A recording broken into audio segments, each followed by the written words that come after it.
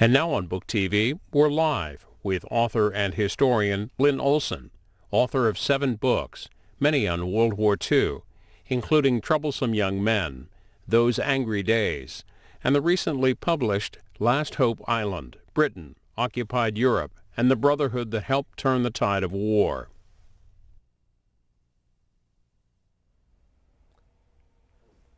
Author Lynne Olson, was September 1st, 1939 a surprise?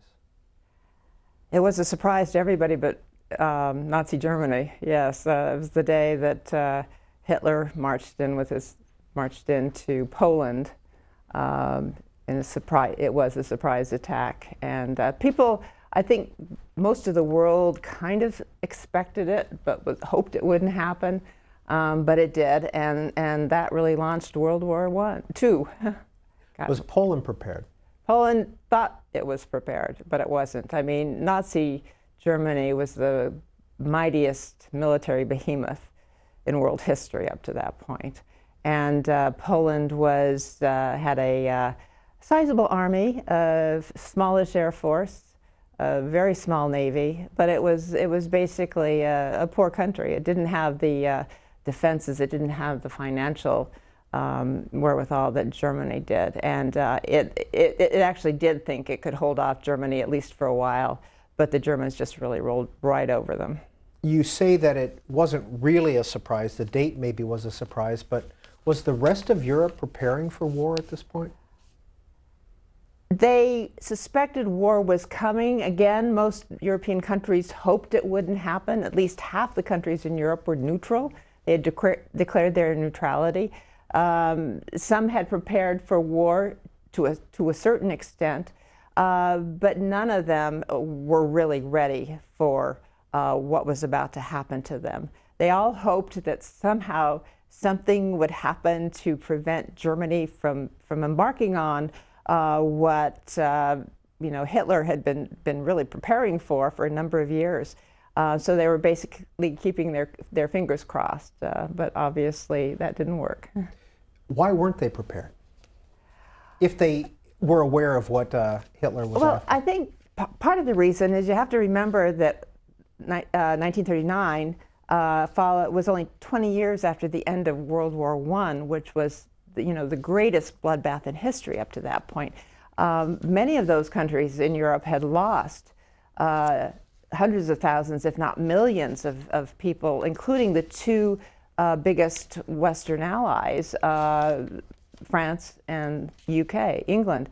And so they were not prepared in any way. I mean, they didn't want war. They emotionally, financially, the idea of going through another cataclysm like that was just anathema to them. And so as a result, there was this sense of appeasement, really, from the time that World War I ended until World War II broke out. All those countries really desperately wanted to keep war at bay, and they were really, most of them were ready to do whatever it took to make sure it didn't happen again. Lynne Olson, you talked about half the countries in Europe being neutral. Yes. What were some of those countries? The Netherlands, Holland was neutral, Belgium was neutral, Norway, Luxembourg, France and Britain wanted to be neutral, but they were basically pushed into an alliance. They started preparing for war, in 37, 38, but not really, not the way. If you were really going to prepare for war against Hitler in Germany, you needed to really mobilize, and they didn't. They didn't want war. Neville Chamberlain, the Prime Minister of England, made very clear that he would rather appease Hitler than prepare to fight him. And very, very few in Britain, were saying you can't do that. Winston Churchill being the foremost opponent of appeasement, he knew that Hitler was a tremendous threat, not only to Europe but to the world. And he kept saying, "We've got to get ready. We've got to get ready." But basically, the government just ignored him. He was in Parliament at that point. Churchill was in Parliament, but he was a backbencher, and nobody really paid much attention to him. The same with France. France had lost 1.6 million of its young men, huge percentage of its young men. I mean, in World War I. In World War I, and they had been invaded, obviously, by Germany. England was not invaded.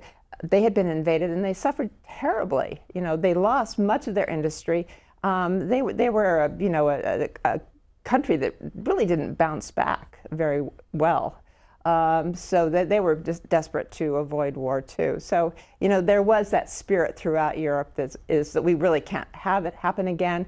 And so therefore, we're going to pretend like it's not going to happen again. Well, in your book, A Question of Honor, you write that more people died in Warsaw alone during the war than did Americans in both European and Pacific combat theaters. That's correct, yeah. Poland was hit terribly, terribly hard in World War II. It was, you know, the first Western country to be, country in Europe to be invaded by Germany. It lost 6 million people, I believe, 3 million of them Jews in World War II. It was by far the highest loss per capita. I mean, the Soviet Union obviously had, you know, more than 20 million people were killed, but they have a huge population. The Poles lost almost 20% of their population in World War II. From your book, Troublesome Young Men, May 1940. What was going on that month? May 1940 was probably the most important month in some ways of the whole war. For Europe, for the U.S., for everybody. May 1940 was the kind of the denouement, the culmination of Neville Chamberlain's appeasement policy. You know, it hadn't worked. Germany had invaded Norway in April 1940 to the surprise and dismay, to put it mildly, of the Brits. They had not been prepared. They didn't know this was about to happen, this surprise invasion of Norway and Denmark, but it did. And it was a huge defeat for Neville Chamberlain. And so May 1940 was this amazing debate within the government, particularly in Parliament, about do we continue to appease, or do we finally stand up? And that debate in Parliament, it lasted 2 days, I believe. At the end of that debate, basically, there was a vote. Neville Chamberlain won it very, very narrowly, but he knew that his days as Prime Minister were done. He really did not have the support of many members of his party in Parliament. It was an incredibly dramatic debate. Winston Churchill was part of it, but he was not leading, you know, the charge of the anti-appeasement MPs, members of Parliament. He was in Chamberlain's government at that point, and he was defending Chamberlain in front of his fellow parliamentarians. Meanwhile, this group, in Troublesome Young Men, is kind of the name I gave to this group of members of Parliament who were anti-appeasement, who were rebels, who basically thought they had to get Chamberlain out and bring Churchill to power. And so this debate was extraordinarily dramatic and exciting. And here you have Churchill arguing for Chamberlain, and these guys saying, no, we've got to get Chamberlain out or we're going to lose. I mean, we have to do something. So the upshot of it was that Chamberlain was forced out, and Winston Churchill became Prime Minister on May 10th, 1940, the very day that Hitler launched his blitzkrieg of Western Europe. So, you know, for drama, I don't think you can beat that day. And once Churchill took power, he started to rally the British to fight. But meanwhile, Hitler was just making mincemeat of all the countries that he was going through, you know, starting with, I mean, it was Belgium, it was Holland, it was Luxembourg, and then into France. And it was like he toppled them like 9 pins. And once they got to France, everybody thought, okay, well, now he's met his match, because the French were supposed to have the best army in all of Europe. And then they were mowed down, you know, within, you know, several weeks. And by June, it was clear France was about to fall. And so, therefore, who do we have? We have one small country standing alone against, you know, this mighty German behemoth. And of course, that was London and Britain. And so it was an incredible month. When did British troops first enter mainland Europe? They came in before the Blitzkrieg started. Once England and France declared war against Germany, that was on September 3rd, 1939. The British did send 2 divisions into France to, in preparation for an eventual offensive by Germany. But that period from September 1939 till May 1940 was what became known as the phony war. There was no combat. There was no fighting at all. Supposedly France and Britain declared war against Germany because of Poland. It was because Germany had invaded Poland, then the Allies declared war. But they didn't do anything for Poland. They made all these high-sounding speeches, but nothing happened. And nothing really did happen until April 1940, when Hitler invaded Norway and Denmark. That was really the beginning of the German offensive, and then it really took off with the Blitzkrieg in May 1940. And by the end of that Blitzkrieg, as I said, only the countries that were there were a couple of neutral countries in Europe, Switzerland and Sweden being among them, but the rest of the countries were under German occupation, and only England was still standing. When did Dunkirk take place? Dunkirk took place at the end of May 1940 and the first part of June. It was, as the German troops were coming in, basically they cut off British and Belgian and French troops that were in Belgium.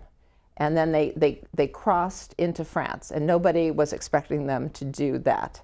And so they basically were given a free rein at that point. And those troops that were in Belgium and in France, the British troops, British authorities realized that they were going to be basically cut off and imprisoned and killed, some killed, if they didn't get out. And so, pretty early on, Churchill and the British military started making plans for this evacuation of British troops from Dunkirk.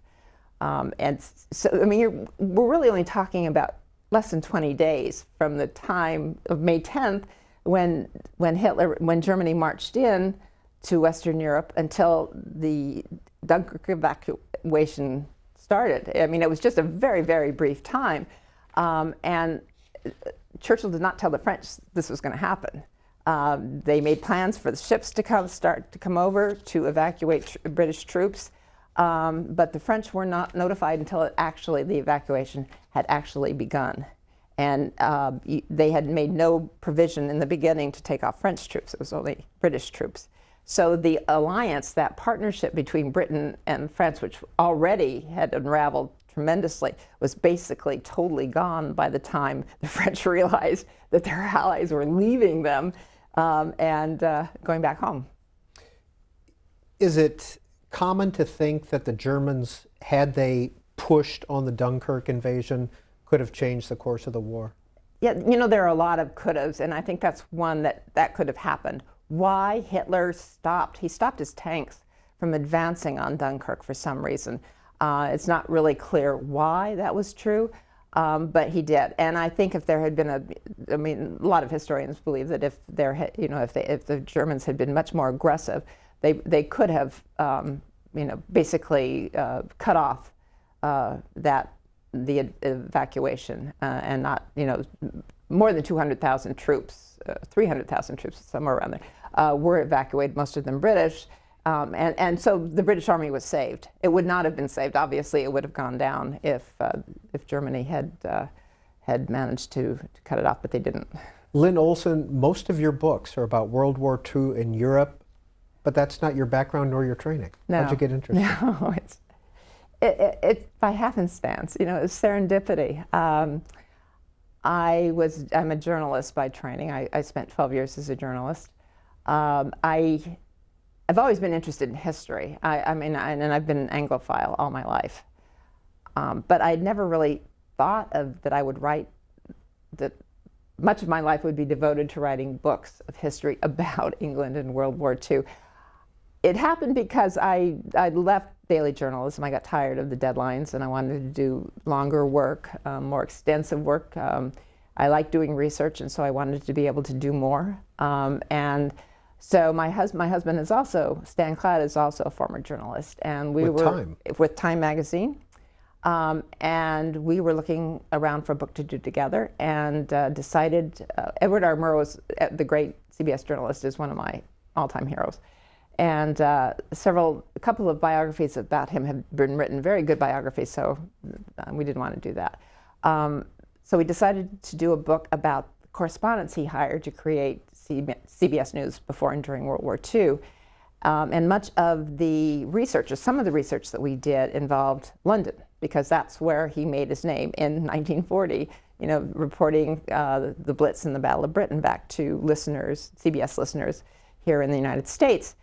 So we did a lot of research on that, and I just fell in love. I fell in love with the place, I fell in love with the period, I fell in love with everything about it. And so, you know, as is often true, I think, with historians or writers, one book led to another, and that's really what got me going on it. But I had absolutely no thought that that would ever happen, you know, before it did happen. A blog entry from last year, you wrote that I rely heavily on the human angle in writing history. Right, I do.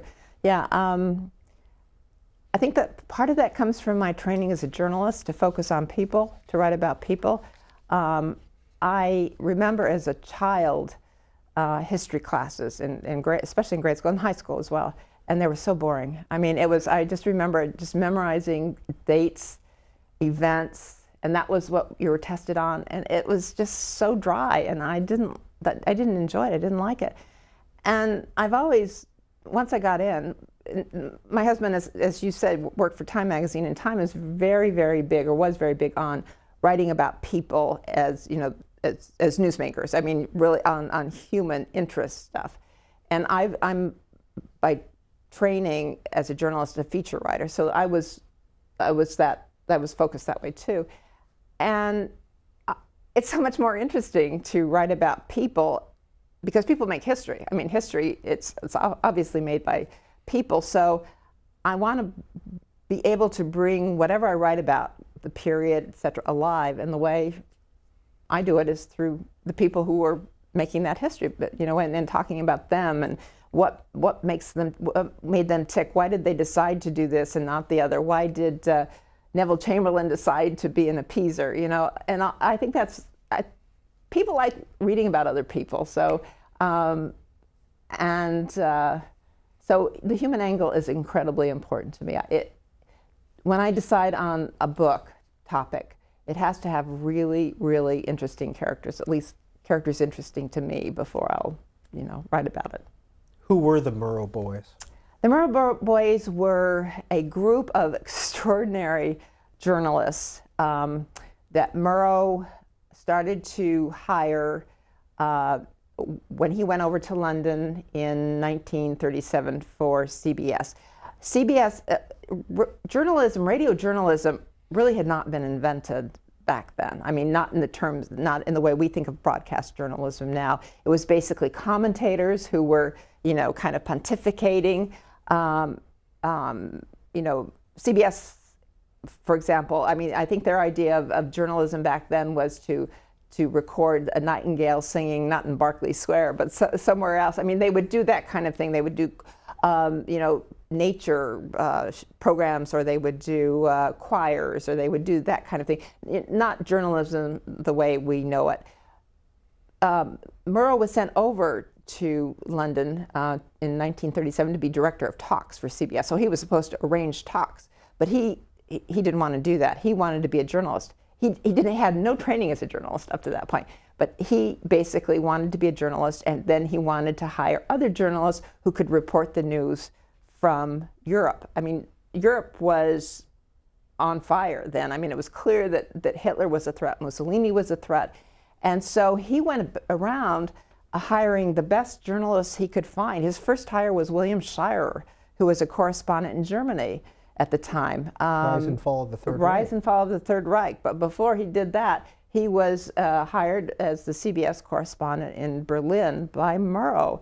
and had a terrible voice. You know, I mean, if you've ever seen a picture of William Shirer, he's short and dumpy and balding, with a little mustache and a terrible, terrible voice. But he was a spectacular reporter, and that's what Murrow was looking for. He wasn't looking for, you know, guys with really great voices, and of course it didn't matter what they looked like because you didn't see them. It was radio at the time.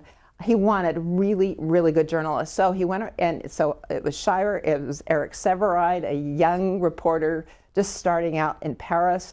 It was Charles Collingwood. It was Richard C. Hodlett. It was, you know, Howard K. Smith. Names that, you know, resonate to people who watched television in the 50s and 60s. They became incredible correspondents. But, you know, he was just looking for the best people who could report the looming war, the coming war, and then report the war as it was going on. What was their impact on the war and U.S. policy? They had a tremendous impact on the war. Murrow, of course, having the most impact. Murrow probably was I'm going out on a limb, but he was probably the most prominent war correspondent in American war correspondent during the war. He had an amazing impact. He had a huge following. Just to give you one example, he really thought we needed to get into the war. We didn't get into the war, obviously, until December 1941. Britain was on the brink of disaster, was on the brink of defeat. Remember, it was still the last country holding out against Germany from June 1940 until December 1941. And so Murrow was on the air saying basically over and over again, we have to get into the war. He didn't say it in so many words, but that was clear from the tenor of his broadcast. We have to get into the war. You know, we cannot let Britain go down.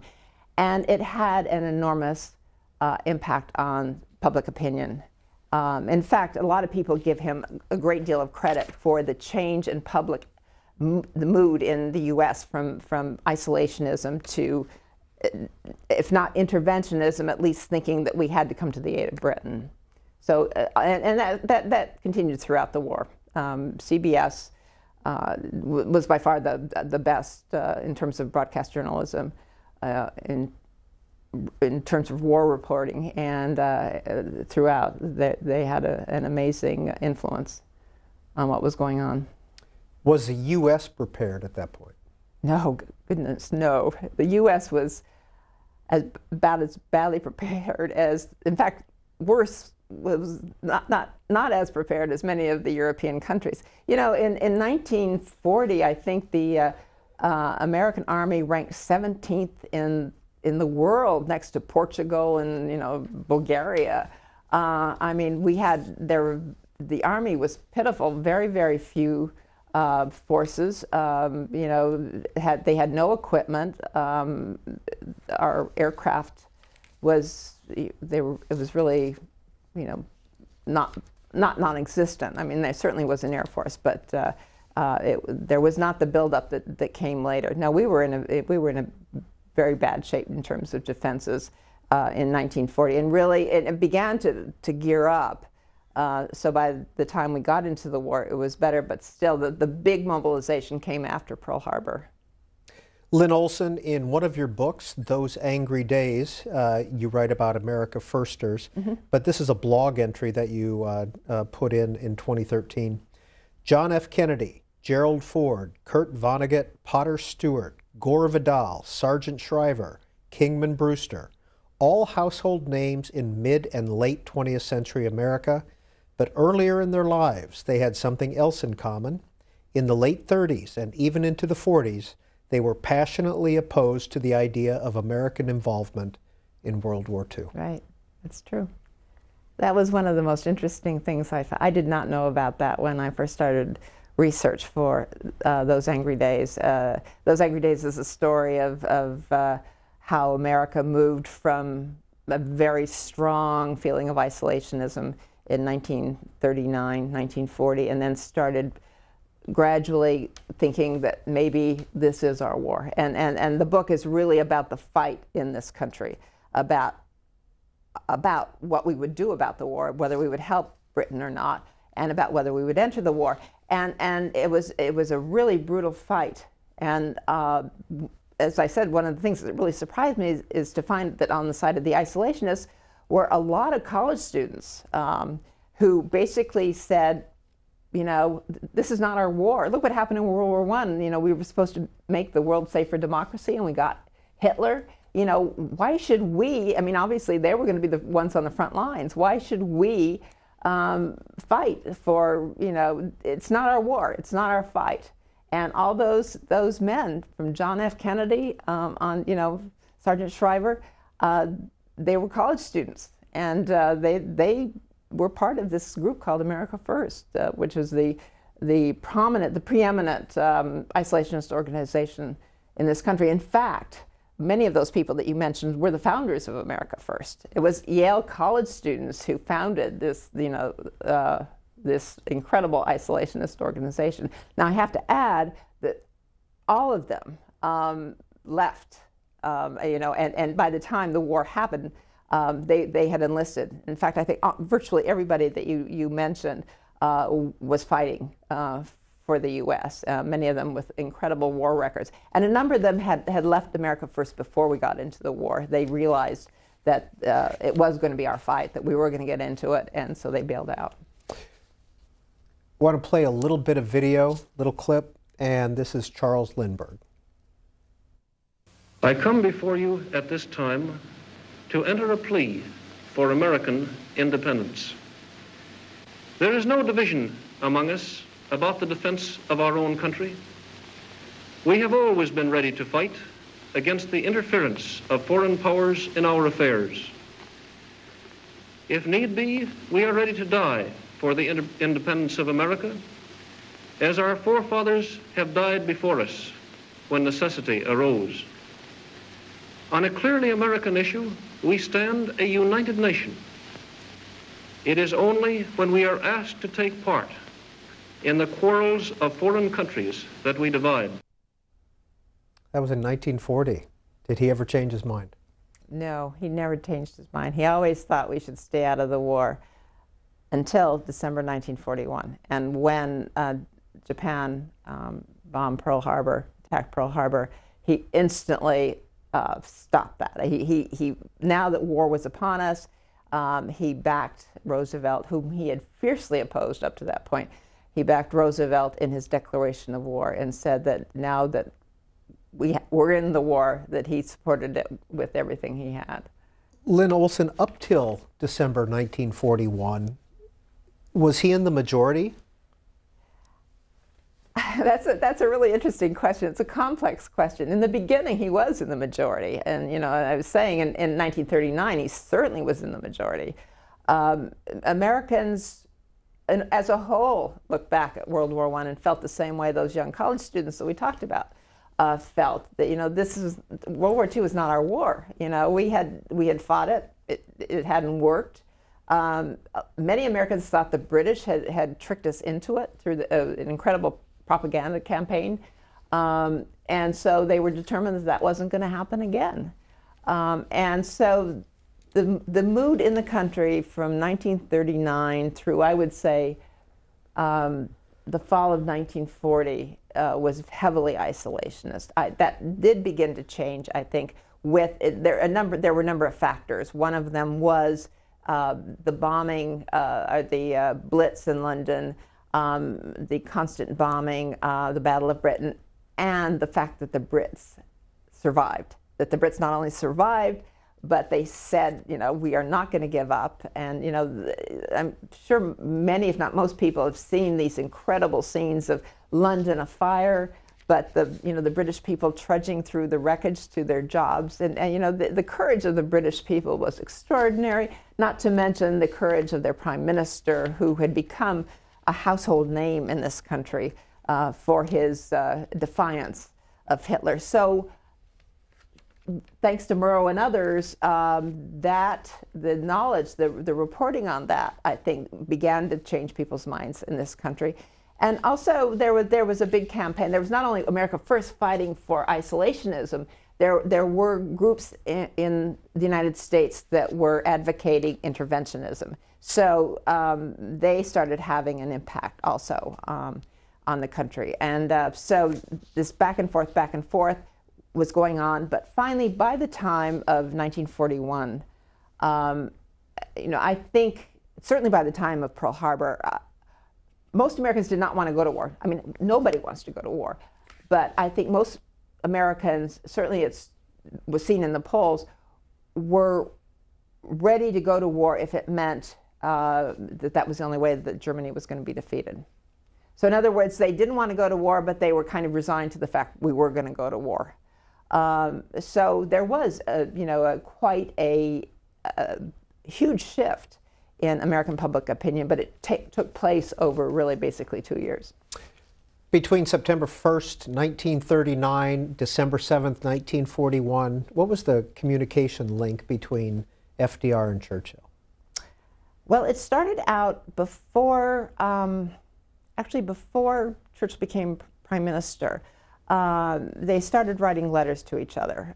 Roosevelt obviously was president then. And once Churchill became prime minister, there was a regular exchange of cables, sometimes phone calls between the two. And it basically what it consisted of was Churchill pleading for Roosevelt and the U.S. to get into the war, and Roosevelt saying that we will do everything we can. I will do everything I can short of war. Roosevelt was very, very wary of the isolationist mood in the country, and particularly in Congress. There was Congress tended to be isolationist. Certainly the Republicans were heavily isolationist. So he was very concerned. He was a very political guy. And you have to remember that 1940 was a year that it was a presidential election year. And he was running for a third term, which was just unheard of. Nobody had done that before. And so he was particularly concerned about the reaction of him doing what many people thought was too much to help Britain at that time, because he was running for re-election, and so he was worried about that too. So it was an interestingly fraught year for everybody concerned in 1940. Certainly in Europe it was, but also in the U.S. because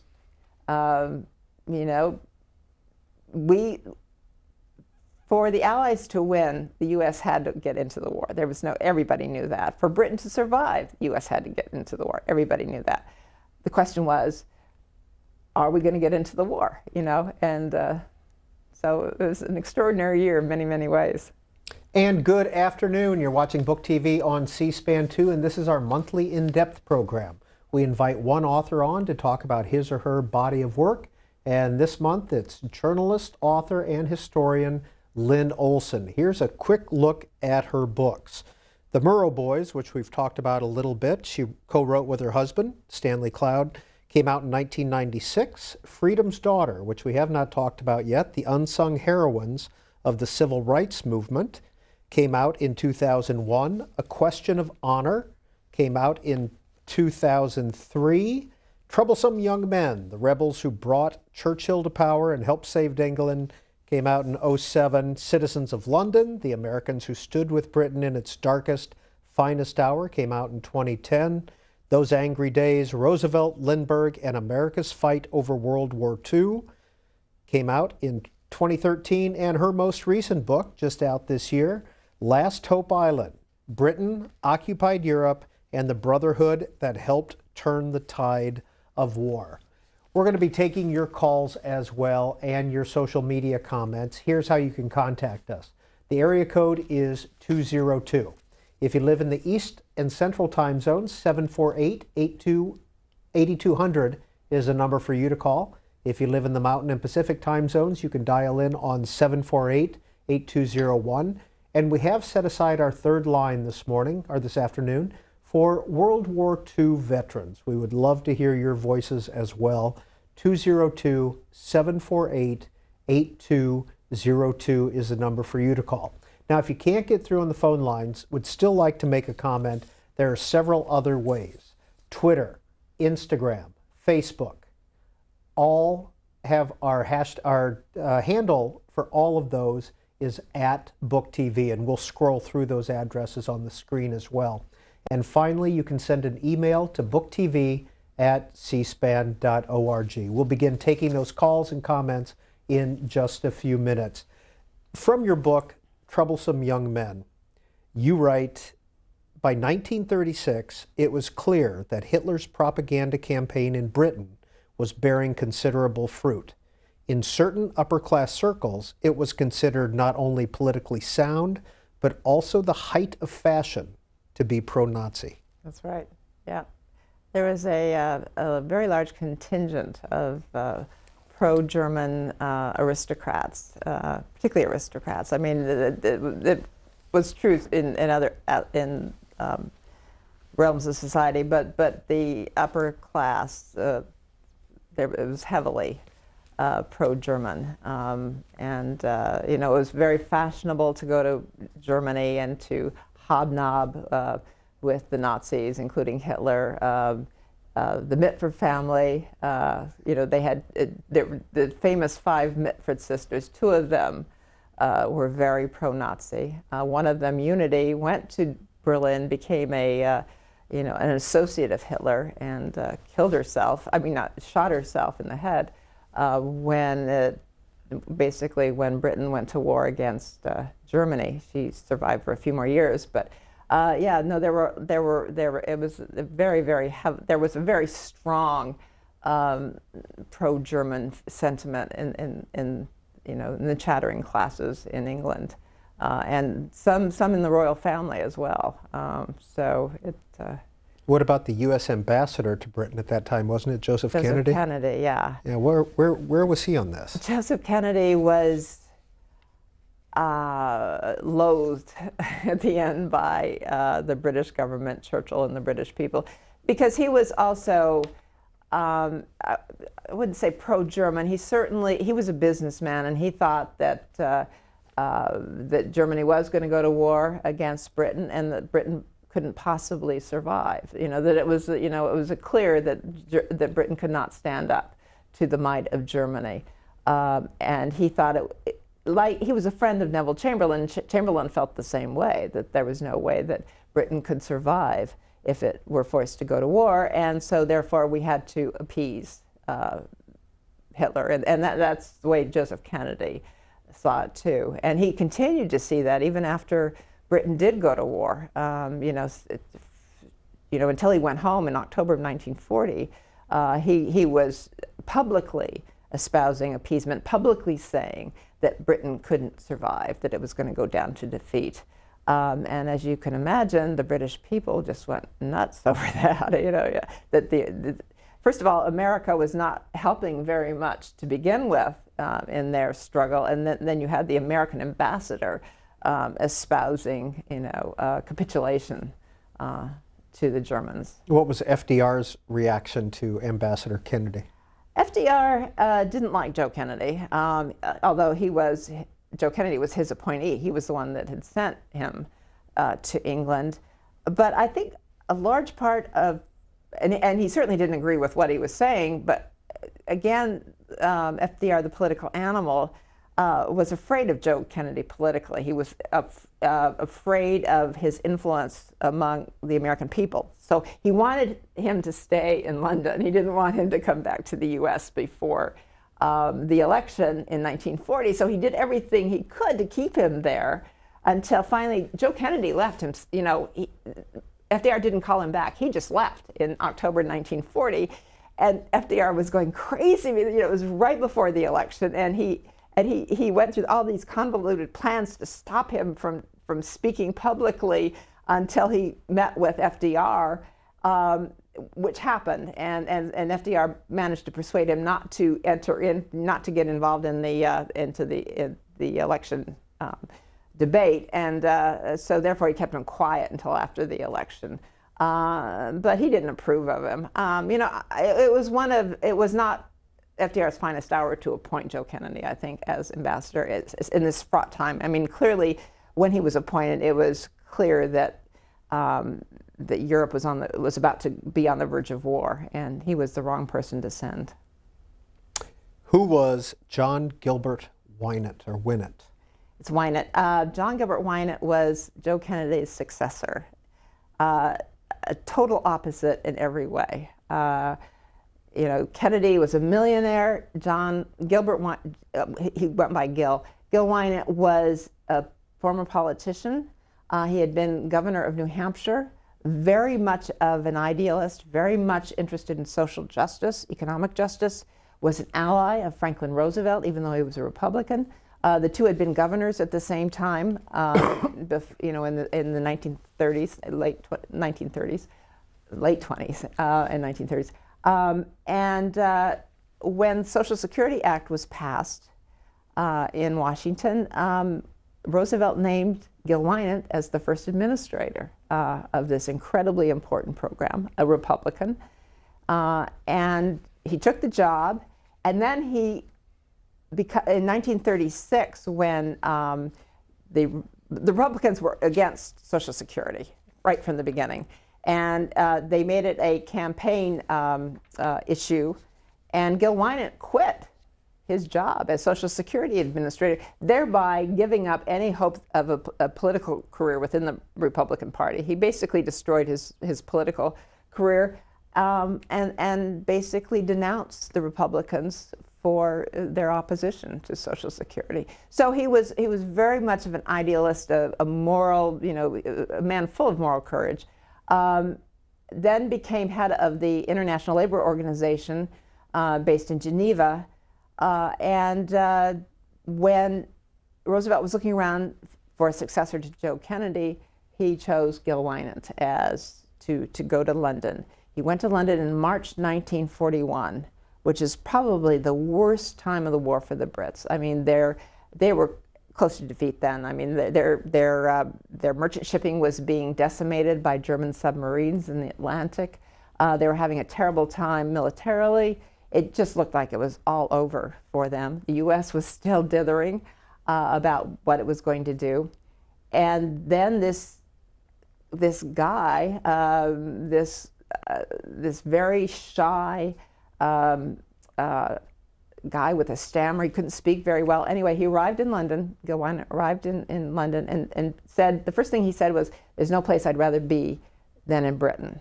And the British people fell in love with him. You know, he really bonded with them. He really cared about them. You know, during the Blitz, when the bombs were falling, he would go out on the streets of London and just walk the streets and basically stop and ask people what he could do to help. And so the newspapers got hold of this, and what he was doing was publicized. And so he became this symbol to the British that maybe maybe there was something good about to happen. I mean, that he basically stood up for them. And it was really, really important, in so many ways. And then once we did get into the war, then he was this, so he helped create the Anglo-American Alliance, and then he kind of helped keep it together, after we finally got into the war. Now, Lynne Olson, you say he bonded with the British people. He really bonded with the Churchill family, didn't he? Yes.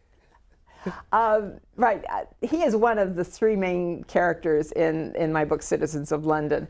And all three of them, the three of them were Gil Winant, who I think certainly is the least well known of these three. So it's Gil Winant, Edward R. Murrow, of course, reporting from London, and Averell Harriman, who was the U.S. administrator of Lend-Lease, the military aid program that the Congress had passed in 1941 to help Britain. So he was very, very important as well. And so I tell the story of these three men and what they did for the alliance. And all three of those men did bond with members of the Churchill family. In fact, they all had affairs with members of the Churchill family. Harriman had a very a notorious affair with Pamela Churchill, who was the daughter-in-law of Winston Churchill. Her husband, Randolph, was Churchill's son and was in Egypt at that point. So they had they did not keep this discreet, this affair they were having in wartime London. Murrow, then Harriman in 1943 went to the Soviet Union as U.S. ambassador to the Soviet Union.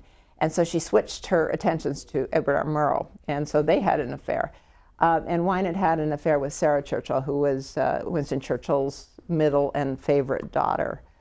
So there was this incredible atmosphere, to put it mildly, romantic atmosphere within the Churchill family during that time. But it's not surprising, actually, because Churchill basically welcomed all those three Americans into his, not only into his professional family, but obviously into his real family. He was determined to get American support and to pull Roosevelt into the war, and once into the war, to basically try to get his way with Roosevelt. And so he did his best to get to know these guys and to bring them in. So that obviously they were, they spent a lot of time with the Churchill family, and one thing led to another. Well, you focus on those three in Citizens of London, but did they work together? Did they collaborate in their efforts to get the U.S. more involved in the war? From a macro view, they did. I mean, all three of them believed intensely, passionately, that America had to go to war to help Britain. They all believed that, and once we got in, they all worked to keep that alliance going. In terms of their own personal relationships with each other, Murrow and Wynant were very, very close friends. They were very much the same way. Again, the two of them are real idealists. They really believed, they hoped and believed, and were working to make sure that a better world would come of this war. That it would lead to equality and justice and all the good things that everybody wanted. Averell Harriman was not a good friend of either one of them. Averell Harriman was a former businessman. He's a millionaire, a businessman who was very much on the make. He wanted to make his mark in government. He couldn't do it in the U.S. Franklin Roosevelt didn't give him a job, within his government. So he decided that he was going to do it in England. And so he basically set out to cultivate Churchill and his family and the government, and did make his mark. I mean, he was, Churchill relied on him to a great extent. And as a result of that experience in London and then in the Soviet Union during World War II, he became this uber diplomat, after the war. But he basically tried to elbow Gil Wynant aside as, in other words, to basically be the #1 American in London, and Gil Wynant obviously did not like that at all. So they were really at odds through much of the war personally. 202 is the area code, 748-8200 if you live in the East and Central time zones and want to talk with Lynne Olson. 202-748-8201 for those of you in the Mountain and Pacific time zones. And finally, a third line set aside for World War II era veterans and people who were living during that time, 202-748-8202. I guess if you were living during that time, I was just trying to do some quick math. If you were in the war, let's say you were born in 1925, that's kind of the minimum, you'd be early 90s these days. Right. Do you have any idea how many World War II veterans are still alive? I meant to look that up ahead of time. I do know that it's rapidly diminishing. The numbers on a daily are rapidly, basis. Yeah. Okay. Well, let's take some calls. Let's hear from our viewers. Lynne Olson is our guest, and Rana in Sarasota, Florida is the first call. Hi, Rana. Hello, and thank you so much for this program. I got so excited when I heard Lynne Olson was going to be on. She's one of my favorite authors. I canceled what I was supposed to be doing today. There's a sign on my door that says, "Do not disturb me unless it's an emergency till 3 o'clock." What is it? Well, Rana, before you ask your question, what is it about Lynne Olson's work that you admire so much? What she said about history is so true. I had the same exact experience when I was taking history courses.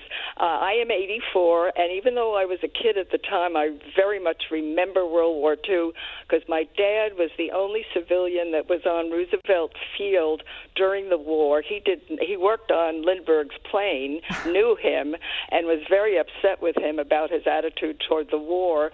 So even though I was a kid, I did get a lot of information about the war, and I just cannot thank Miss Olson enough. I love the one about the Polish pilots. I forgot the title of that book, and I became a honorary Pole after reading that. I just thank you so much. Oh, thank you. Now, Rana, do you have all her books? And I think you're talking here about A Question of Honor, about the Polish pilots. Yes. I love that. And the rest of the books, I've read 2 more, and the rest of them are on my night table ready to get to. You got a real fan there. Oh, gosh, thank you. I can't tell you how much I appreciate that. Thank you very much. Which of your books has sold the best? Citizens of London, by far. Why do you think that is? You know, it's really interesting. I still am not really quite sure. I have ideas. I've asked people why. You know, a lot of people come up and say, you know, that's my favorite book that you've written, or you know, I really love it, and I ask them. I think there are a number of reasons. One of the main reasons is Gil Wynant. I think one of the reasons I wrote this book was to bring Gil Wynant to the world, because I had never heard of him before, and I was pretty sure that nobody else had either. So I structured the book in a way that it wouldn't be just him, but he really was the inspiration for writing the book. I just think in this incredibly turbulent world that we live in, somebody who, you know, with the kind of empathy and courage and ideals that he had, and who was actually able to do good. He actually did good, you know, I think he really appeals to people. It's also a very, I think, romantic time, a terrifying time. But it's very dramatic. I think people really like the story, not only of the Americans in London, but how the citizens of London are you know, obviously Brits too, mostly Brits, and how they reacted to you know, the horrendous life that many of them had. I mean, being bombed, being rationed, and yet with this incredible courage and a lot of good humor. And so I'm a romantic at heart, but it is a romantic story, and it's a story of Americans coming there and having lived in this country that we live in with 2 oceans on either side, and not having to deal with all this, you know, what they were going through. But the Americans who were in London during the time had to deal with all of that. And so there was this great bonding between Americans and the British. And you know, I don't know if you want me to talk about this, but the Citizens of London comes from a broadcast that Eric Sevareid of the Murrow Boys made before he went back home. He had been in London during the Blitz, covering London with Murrow for CBS, and then was sent back to Washington. But before he left, he made his final broadcast was about him. It was very personal. It was about how he had come to London in the summer of 1940. He had been covering Paris. He was there for the fall of France. Then he traveled over to London and stayed several months there. And at the end of the broadcast, he was comparing Paris to London, and how Paris was like this beautiful woman who died, who just gave up life. And then he came to London, and he said he at first hated the whole idea because he thought Brits were snobs. They looked down on Americans, you know, that he would never ever get along with the Brits. And then he found that he fell in love with Brits and fell in love with Londoners. And at the end of the broadcast, he said, he was trying to keep himself together. It was a very emotional broadcast. And he said, you know, in years to come, people will write, I was a soldier, I was a sailor, you know, I was a pilot, and then others will say, I was a citizen of London. And, you know, every time I talk about it, I tear up, because it was so heartfelt what he was saying. And he was a citizen of London, as were the other Americans there. So going back to why it's the most popular of my books, because I think it was a time that most of us wish we could have lived through, you know, and this incredibly difficult time that we live in. The idea of people working together, you know, for the greater good, I think is very appealing, and people like that. Well, Lynne Olson, when I asked you that question, I had a preconceived answer, and I thought it was going to be Troublesome Young Men. Yeah. Every summer, Book TV travels up to Capitol Hill to ask members of Congress what they're reading, and over the years we've done this, and we just want to show you a little bit of video. I'm reading a book entitled Troublesome Young Men by an author whose name escapes me that explores the conservative members of Parliament, backbenchers all, who laid a foundation for Winston Churchill's replacement of Neville Chamberlain. Well, this summer I'm reading a book about Winston Churchill's rise to power called Troublesome Young Men. It's about the young members of the Conservative Party in Britain in the late 1930s that were disgusted by the appeasement of the Neville Chamberlain administration toward the Germans and the Nazis. And so they wanted to change, and they orchestrated the election of Winston Churchill, which widely was believed to have elevated the most important leader of World War II. Last year I finished a good book that many of us in the Freedom Caucus, Marlin Stutzman had read it, he gave me a copy, I read it, we liked it, we gave it to everyone in the Freedom Caucus. It was called Troublesome Young Men, and it was about the backbenchers in Parliament in 38, 39, and 40 who knew they had to move Chamberlain out of power because he was appeasing and just wasn't standing up to Hitler and Mussolini like they thought he needed to, and bringing Churchill to power. So fascinating book, and we read this all at the same time we were involved in, of course, changing our leadership. So it was sort of an interesting book that I read just in last Congress. Troublesome Young Men by Lynne Olson has to do with the rise of a small band of conservatives in the Parliament during the Churchill period, and kind of motivated by, I'm a member of the House Freedom Caucus. We have 40 or 50 great folks that are trying to get the country back on straight, solve some of the fiscal problems, and just kind of represent the people more closely, do what the people want to do. And so I think this book will give me a little motivation there. Vice President of the United States back in the day, Senate Majority Leader, 2 members of the Freedom Caucus, reading Troublesome Young Men. What do you think about that? Well, it has appealed. It's not only American legislators. I've been to Canada. I've been to Britain. You know, MPs have said that to me in Britain. MPs in Canada have said the same thing. I think that, you know, it's kind of a Rorschach test, people reading Troublesome Young Men. They read it and see themselves. I think that's basically what's going on, as one of them basically said. And it's not just, these are all Republicans. Democrats have said the same thing to me. And so Winston Churchill is a hero, obviously, to a lot of people, including many, many, many legislators. And so, you know, I think they all think that that's them, or at least they wish that were them. I don't know. But I think that in terms of members of the House and the Senate on both sides, I really do think they put themselves into that situation. And on February 3rd of this year in The Guardian, you wrote that among Republican members of the U.S. Congress, there are no profiles in courage at all. Ironically, this collective cowardice applies to several current congressmen and senators who have told me over the years how much they love troublesome young men, clearly seeing themselves in the mold of those wartime rebels.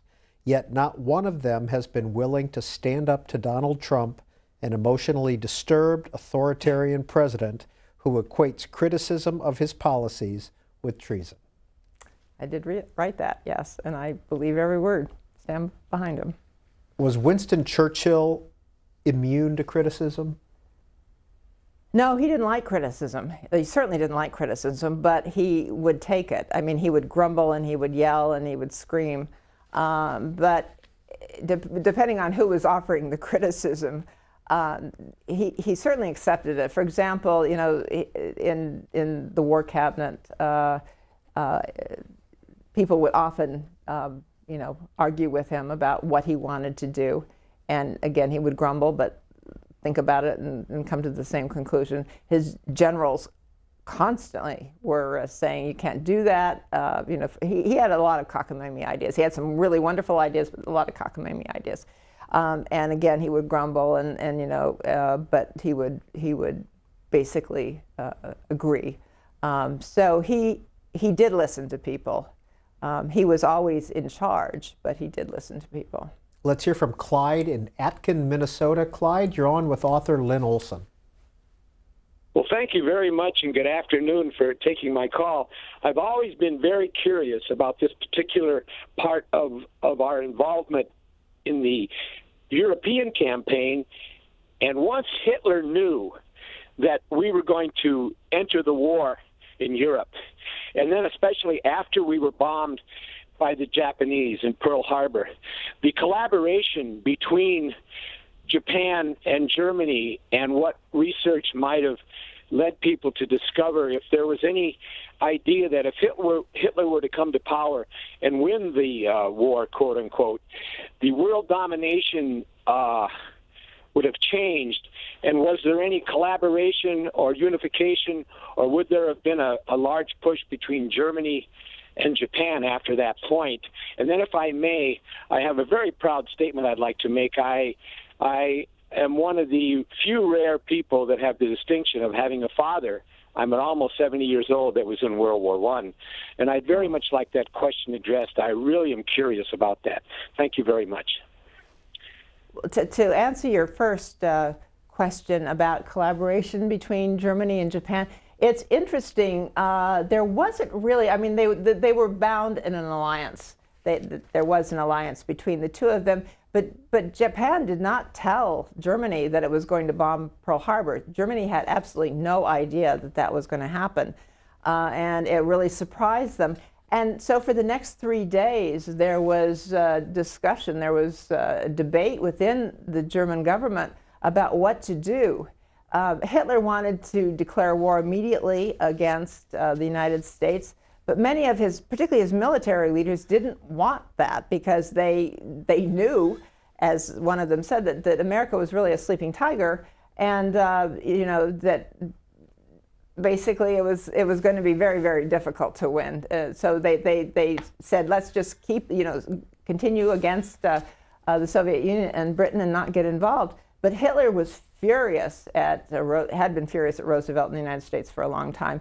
And he was the one that declared war 3 days after Japan bombed Pearl Harbor. We did not declare war immediately against Germany. I think a lot of people don't know that or have forgotten that. We declared war, the Congress declared war against Japan on December 8th, 1941. We did nothing in terms of Germany until Hitler declared war against us, and then we declared a war against Germany and Italy. So I think the lack of real closeness between Germany and Japan proved to be a real problem. They had not really collaborated on going to war with the U.S. And certainly that was one of Hitler's greatest mistakes. I mean, Hitler made lots of mistakes, but the two worst, biggest, I think, were declaring war against the Soviet Union, going to war against the Soviet Union, and then declaring war against us. So Pearl Harbor was a complete surprise to the Germans. Absolutely. Yeah, no, they had absolutely no idea what was going to happen. Nancy's in Redondo Beach, California. Nancy, please go ahead with your question or comment for Lynne Olson. Well, hey, guys, thank you, Peter. And you have a brand new fan, Ms. Olson. I haven't known about you, but I'm just blown away. And what you guys just said about Germany, didn't know about Japan and Pearl Harbor, that just blew me away. I didn't know that. That's incredible, yeah. Oh, my gosh. My question is, and I know you mentioned Lindbergh, was he, and I don't like to use this word, sympathizer, but was he, there's rumors that he was like a Nazi sympathizer, and I've never really known, and I'm just wondering what your thoughts are on that, and I'll take my answer off the air. Thank you so much. That's a really, really good question, and it's a complex question, and with a complex answer. Lindbergh, I have said several times, was the strangest person I've ever written about. He was a real technocrat. He didn't understand humans. He didn't know human beings. He didn't really like human being around. He wasn't a great socializer. He was much more of a technocrat. He loved flying, obviously. He loved technology, and his interest in Germany was basically through that. I mean, he really admired what the Germans were able to do scientifically and in terms of technology, especially in terms of flight. He thought that Luftwaffe was the most powerful air force in the world, and that therefore, and that Germany was the most powerful military country in the world at that point, and that therefore it was foolish for France, Britain, and certainly the United States to get involved in this war, that we couldn't win, that Germany was bound to win. So he was very impressed with what the Germans were doing militarily, and also in terms of how they had brought Germany back from they were in a very bad economic state, and that Hitler had managed to revitalize the country, at least he thought. So he knew what was going on with the Jews, and he thought that was wrong, but it didn't really matter that much to him. And I think part of it is just because of the way he was put together. He was as I said, a very strange individual. So when you ask if he was a Nazi sympathizer, he certainly was not a Nazi. He had spoken out against some of the things that Nazi Germany had done, but I think he certainly was a sympathizer in terms of his approval in terms of technology and bringing the country back from economic failure. Was there a strain of anti-Semitism in there? That is also a very complex question. He was anti-Semitic in many ways. Certainly a speech that he made in October 1941, in Des Moines, it really basically shattered his image in the country, and it was seen as anti-Semitic. It was anti-Semitic, but I always say that he wasn't alone. He often said publicly what other people were saying privately. One of the surprises for me in doing research for this book is how strong a vein of anti-Semitism was in this country and how overt it was. It wasn't covered up. It was, Jews were barred from many, many professions. They were barred from either universities or, were limited to a very small quota. They were not allowed to go into stay in some hotels. They were barred. There were covenants in many cities saying that they couldn't buy houses in certain areas, and there was a very, very strong strain within the American government, particularly in the State Department and other departments that were, very anti-Semitic. Yes, he was anti-Semitic, but so were millions of other Americans.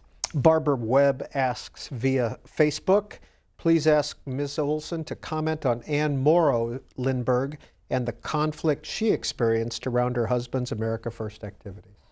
Anne Morrow Lindbergh I write a lot about in Those Angry Days,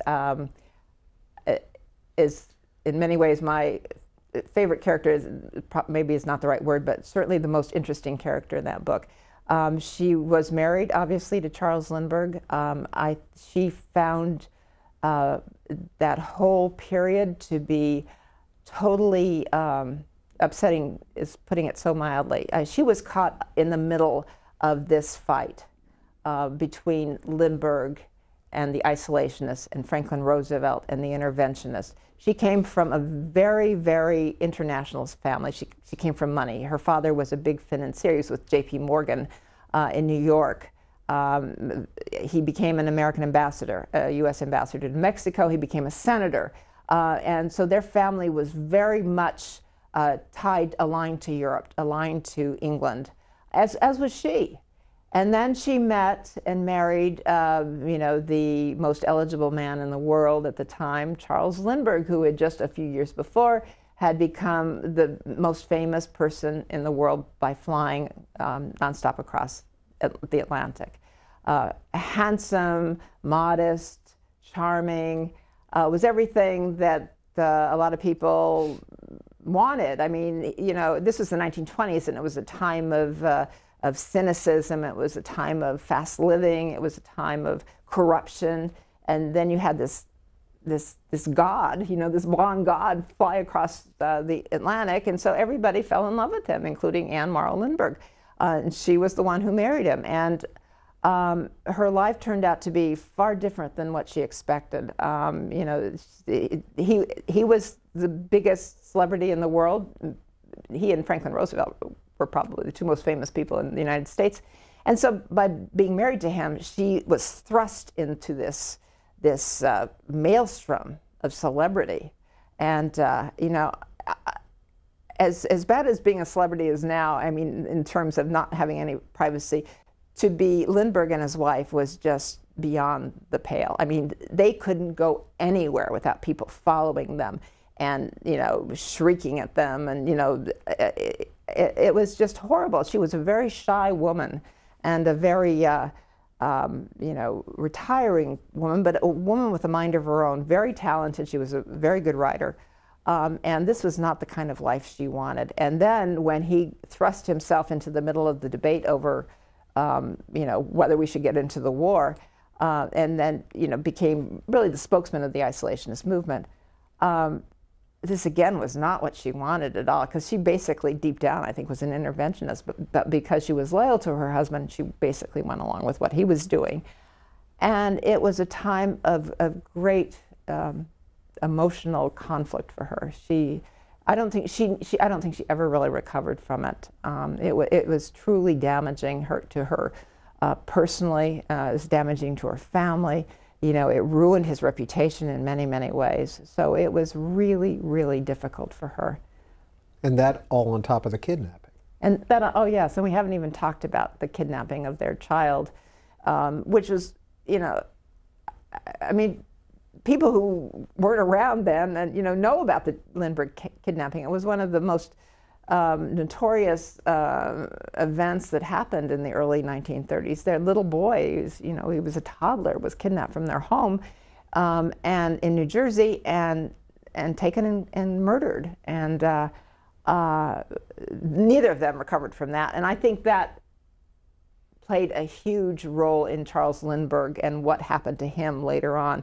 He basically, when his child was killed, and the way it was covered by the tabloid press, it was so revolting to him that he basically thought there wasn't any freedom left, individual freedom. So he took Anne and their second son, who was born after the kidnapping, after the kidnapping, and took them to Europe. And in the 1930s, mid-1930s, and that's when he started going to Germany.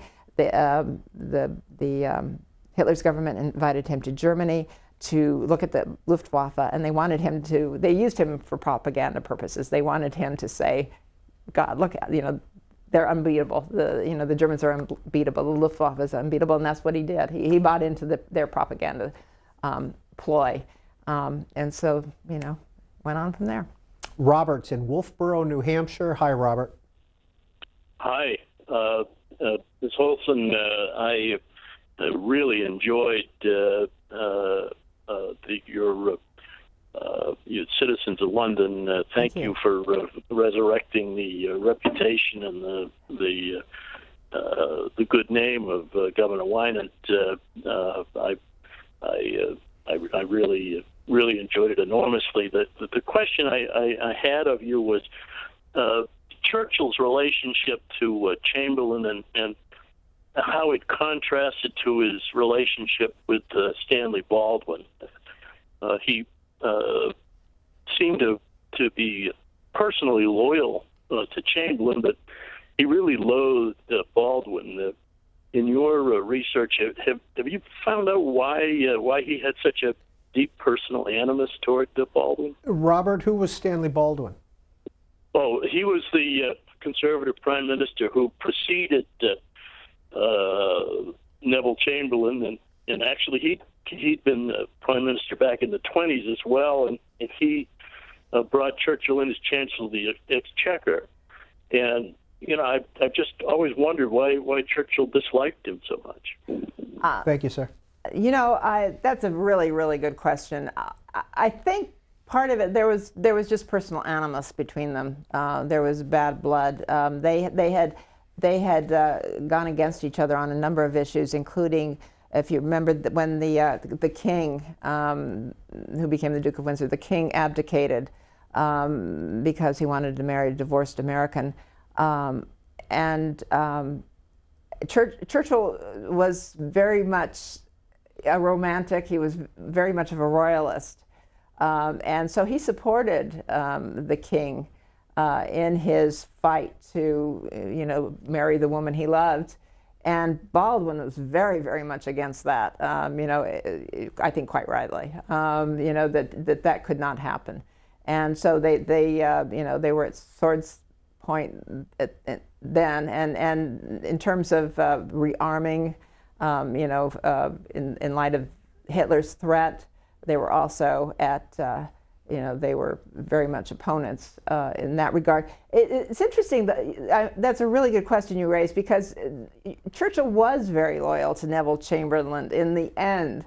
He opposed his appeasement policies until Britain declared war, and Chamberlain invited him into the cabinet again as First Lord of the Admiralty. So once Churchill became part of the government, even though within the government he was constantly pressuring Chamberlain to be more aggressive against the Germans, publicly he very much supported Chamberlain in what he did. And even until the very end, when he was going against these troublesome young men we were talking about, who desperately and rightly were saying, we have to get Chamberlain out of there. If we don't, we are going to go down to defeat. There's no question we're going to go down to defeat. Until the very end, Winston Churchill was defending him. Winston Churchill was loyal. He was loyal. I mean, he was very loyal to people who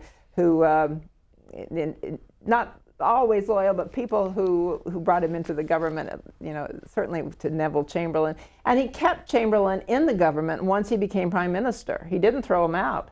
And again, that was loyalty. But it was also, I think, because he was still very politically afraid that he was very politically unpopular within the Conservative Party still, even when he became prime minister.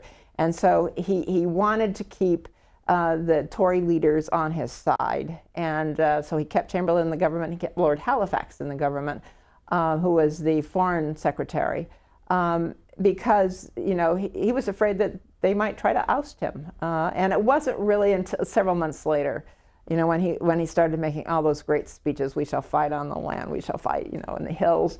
And he really became the symbol of British resistance. Only then did the Tory party actually start lining up with him. But until then, he was very nervous about what was going to happen. Well, Meredith from New York City sends in a question. You kind of just answered it about Churchill putting Chamberlain in the cabinet. Mm-hmm. What was his post? Was he there for show, or did he have substance as well? Well, he wasn't given he was basically an advisor, but he was definitely in the cabinet. But Churchill did listen to him. He may not have gone along with what he said, but he did listen to him when he was in the cabinet. Chamberlain also was loyal back to him. He supported Churchill, in those early days and months of Churchill's premiership. And there's a new movie that's about to come out in November, which is about this period in late May of 1940, when Lord Halifax and others within the government actually were pressuring him to think about negotiating with Hitler, think about making a separate peace with Hitler. And so there was a lot of pressure on Churchill at that point And many people think that was, one of the, the primary flashpoints of the war, because Churchill faced this pressure and said, no, finally, we're not going to do that. We are going to continue to fight. And Chamberlain stood behind him. Chamberlain died just a few months afterwards. Chamberlain already was critically ill with cancer at that point. He was not in the best shape, and that may be one of the reasons why he did so poorly in that period before he was ousted.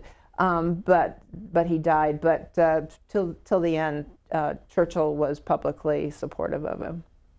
Linda is in Kaufman, Texas. Linda, you're on Book TV with author Lynne Olson. Hello. I'm excited to have a conversation with Lynne Olson today. I never thought that would happen. Here in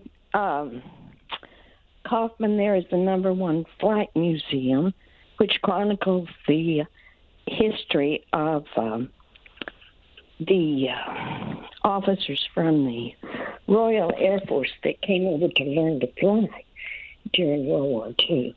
And I'm always interested in what the women's part of that was. And Pauline Baxter from here in Kaufman was a link instructor at that school. But that has nothing to do with the question I wanted to ask Lynne. Earlier in the program, she was talking about Winston Churchill's daughters and their affairs that they had with the American journalists that were in England at the time.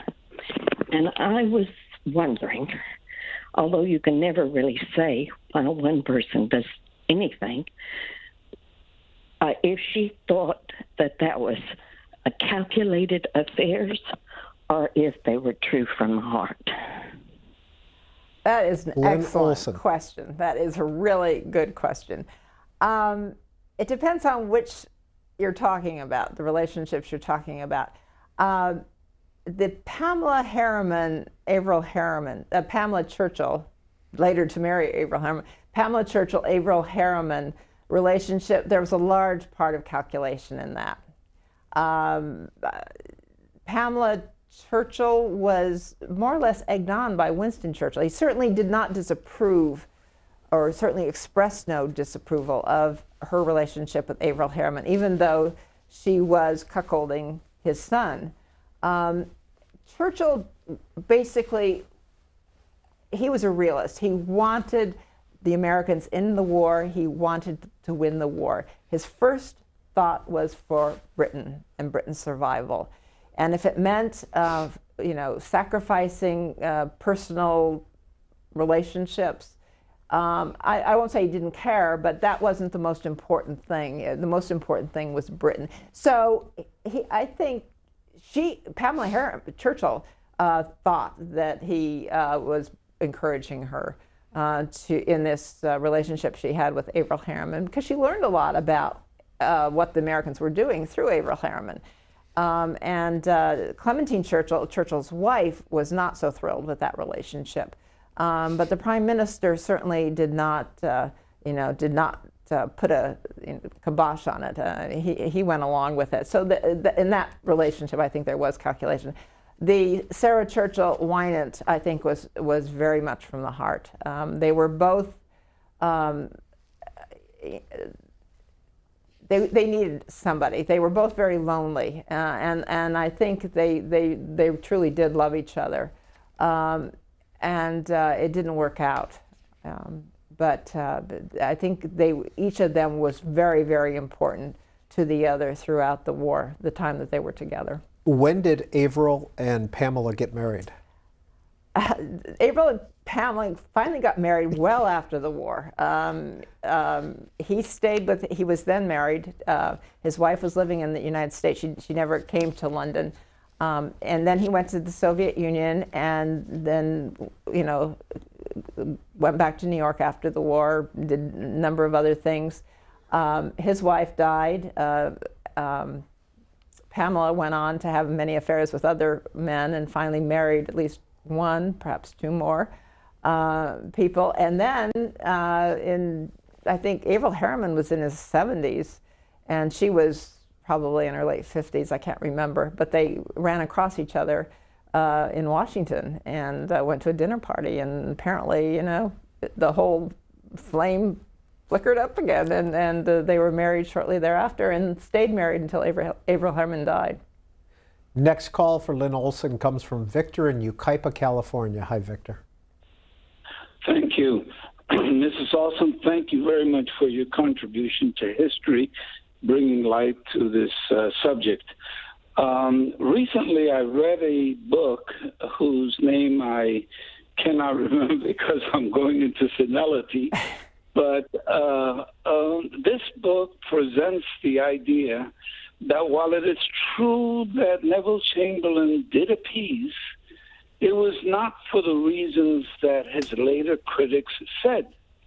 In the book, it highlights the fact that he was constantly being told by the military people that they could not afford a frontal assault on Nazi Germany because they were not prepared to engage in war, and that it would not be wise to do so when he was prime minister. So therefore, he appeased incessantly. And then later, when the war turned against Germany, they needed to have somebody to blame, and his opponents in politics basically said all the suffering that we've had along was because of the appeasement issues on Neville Chamberlain's part. In effect, the book argues that he got a bad rap, that the blame was laid at his feet, and that the victors in England were rejoicing in the victory that they were having eventually, but that he got a bad rap in history. How do you see that, ma'am? I don't really think he got a bad rap. I know there are a number of historians who have argued that. I'm not sure the book you're talking about, but that certainly is a strain of history that has come up. He's certainly not totally responsible for appeasement. There's no question. Stanley Baldwin was an appeaser as well. I mean, basically, they weren't preparing Britain, for war. Churchill was talking in the mid-1930s about the need to rearm, the need to have a stronger army, the need to have a stronger air force, and there was some work done under Chamberlain. I mean, certainly the RAF was built up, but it was not built up offensively, it was built up defensively. In other words, most of the money went to fighter planes to defend Britain against a German attack, rather than to look at what Hitler was doing and saying, well, maybe we are going to have to go to war against him. You're right, there was this feeling that there's nothing that can be done.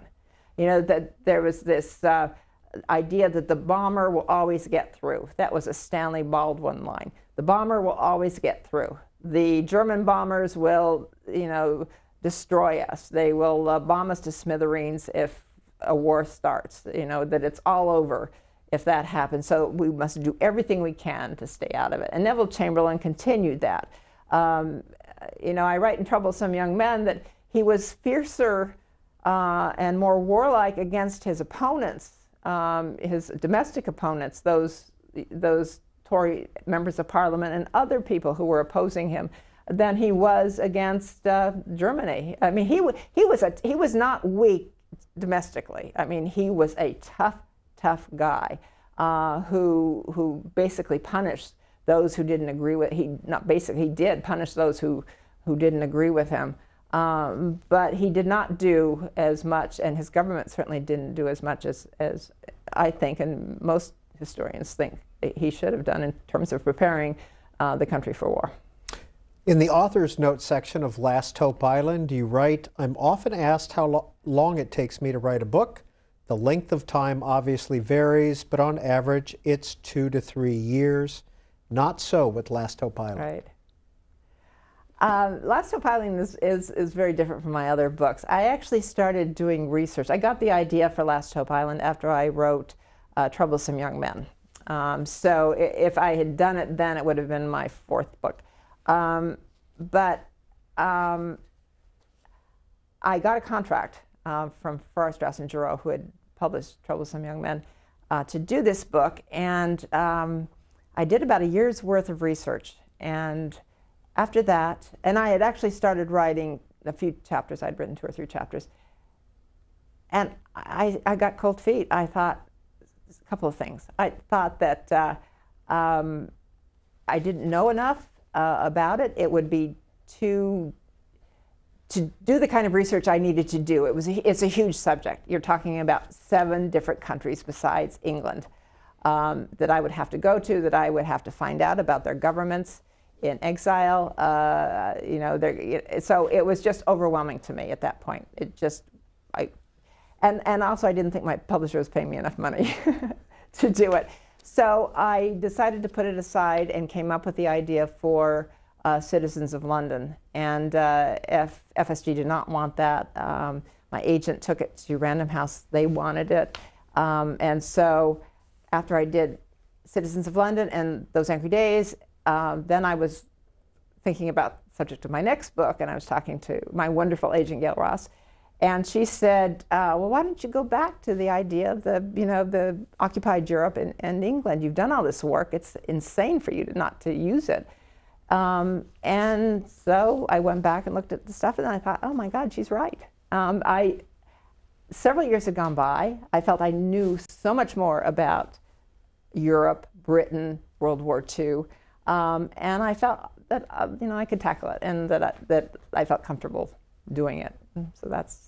What became your go-to places for research? England, principally. Where? Pardon? Where in England? Various places. The National Archives, which has a lot of information, obviously, about the British government, but it also has a lot of information about the governments in exile, the European governments in exile that I write about, and about their relationship with British officialdom. London is also the home of most of the Polish government in exile's papers. At the end of the war, Poland was handed over to the Soviets, and so the government in exile and those pilots and the soldiers had no place to go. I mean, they could have gone back to Poland, but they would have been arrested, and their life would have been miserable under communist rule. So most of them stayed in London or emigrated elsewhere. So all the records of Poland's fighting of World War II are basically in London, in this wonderful old townhouse. So London is still a treasure trove of information about World War II, but especially, and I also went to most of the countries that I write about as well. But London, was the center. Researching in Berlin? What was that like? I didn't do any research in Berlin. I didn't go to Berlin. I didn't do any German. It was really all the primary research was about the Allied governments that were in London. And we're going to talk about some of those characters and stories in Last Hope Island after we take this short break. Lynne Olson, some of your favorite books: Tom Jones, Mrs. Dalloway, Moon Tiger by Penelope Lively, Persuasion by Jane Austen, The Great Gatsby. Is there a common theme among those books? I don't know. Several of them obviously were written by women and deal with English. Oh, English, yes, definitely. I said I wasn't Anglophile. I wasn't even thinking that. You're absolutely right. I tend to read books that are by English writers, and always have. I obviously read a lot of American writers too, novels and nonfiction, but I just, I can't explain why I've been Anglophile all my life. I grew up in the West. I, didn't grow up in the East, but it was always, I just loved England even before I ever went there. Lynne Olson is inspired by Professor Donald Carson. Yes. Who is he? Donald Carson was a professor of mine at the University of Arizona, where I went to school. When I was a kid growing up, I didn't really have any idea of being a writer. I was a good writer, you know, in school, but I never thought of it. What I did know is I wanted to go to Washington. When I was a child, John Kennedy was president. He was one of my inspirations, and I just thought I wanted to go to Washington and do good. I wanted to be part of that, you know, that vitality that he brought to public service. I thought public service was something really interesting, and I was interested in doing it, and I wanted to go to Washington. And I retained that goal you know, when I was in high school, and then when I went to college. And then when I was finishing my sophomore year in college, I thought, okay, you want to go to Washington, what are you going to do in Washington? I did not want to be a secretary. I didn't want to be an assistant. I wanted to do something important. And so I thought, well, what can I do? And so I thought about journalism, and I decided to take a journalism class at the University of Arizona. And I took my first class, and I fell in love with it. I fell in love with the whole idea of journalism. And the reason I did is basically because of the professors there. They were all former journalists themselves, the wire service, newspaper reporters. And they were just outstanding. Donald Carson being the preeminent one. There was a whole group of them that were just absolutely wonderful. And they encouraged me to become a journalist. Everything about it I just loved. I just loved the idea of going out and reporting, doing research, coming back, writing a story, the excitement, the drama, you know, that you could go anywhere and you could ask the most impertinent questions, and, you know, and do that for a living. I just thought that was fabulous. And they encouraged me throughout those last 2 years, and I majored in journalism and political science. Then graduated and got a job almost immediately with the Associated Press. And again, it was largely due to those professors. They wrote letters to friends of theirs in the newspaper business and in the wire service business, and thanks to them, I got my first job. So they were and still are very, very important to me. Who influenced, or where did you get your writing style for your books? I developed it somewhat myself, but as I said, my first job was with a wire service. And if you know anything about a wire service, it's very, you know, it's just the facts, ma'am.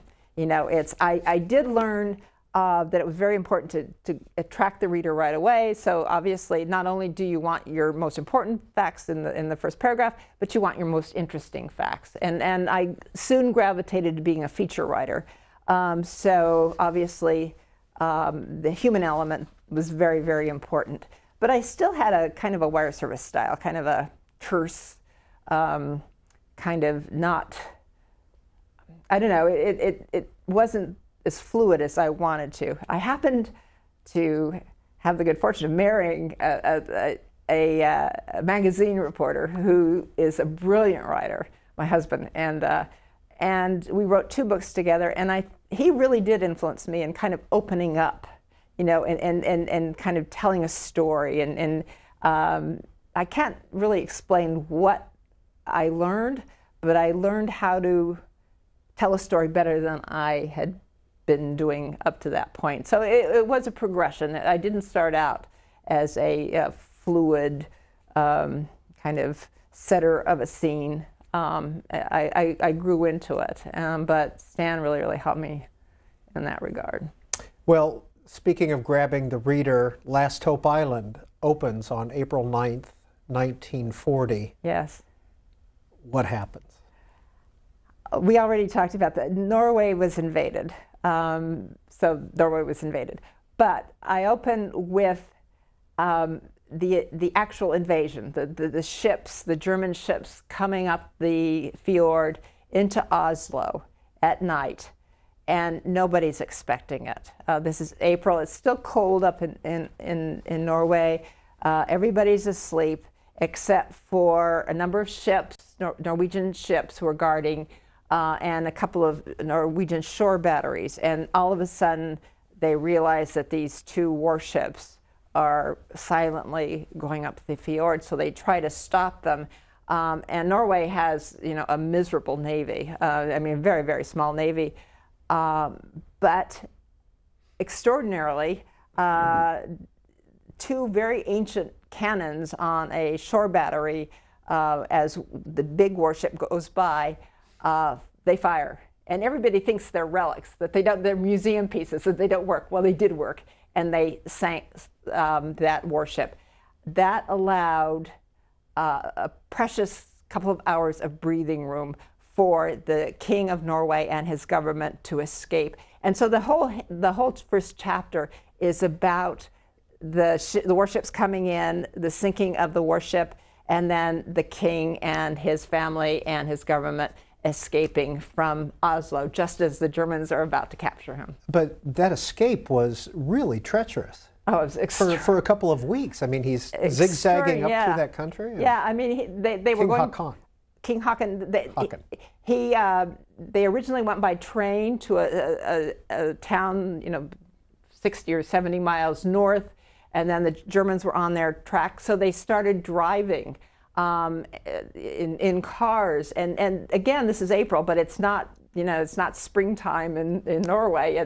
It's the weather is still wintry. It's still treacherous. So they were going on these very narrow mountain roads, with chasms looming down and the mountains stretching up there. I mean, it was icy and always. I mean, the Germans are always behind them. I mean, at one point, the German fighters caught up with them. They were in a small little village, had taken shelter there for the night, and German planes.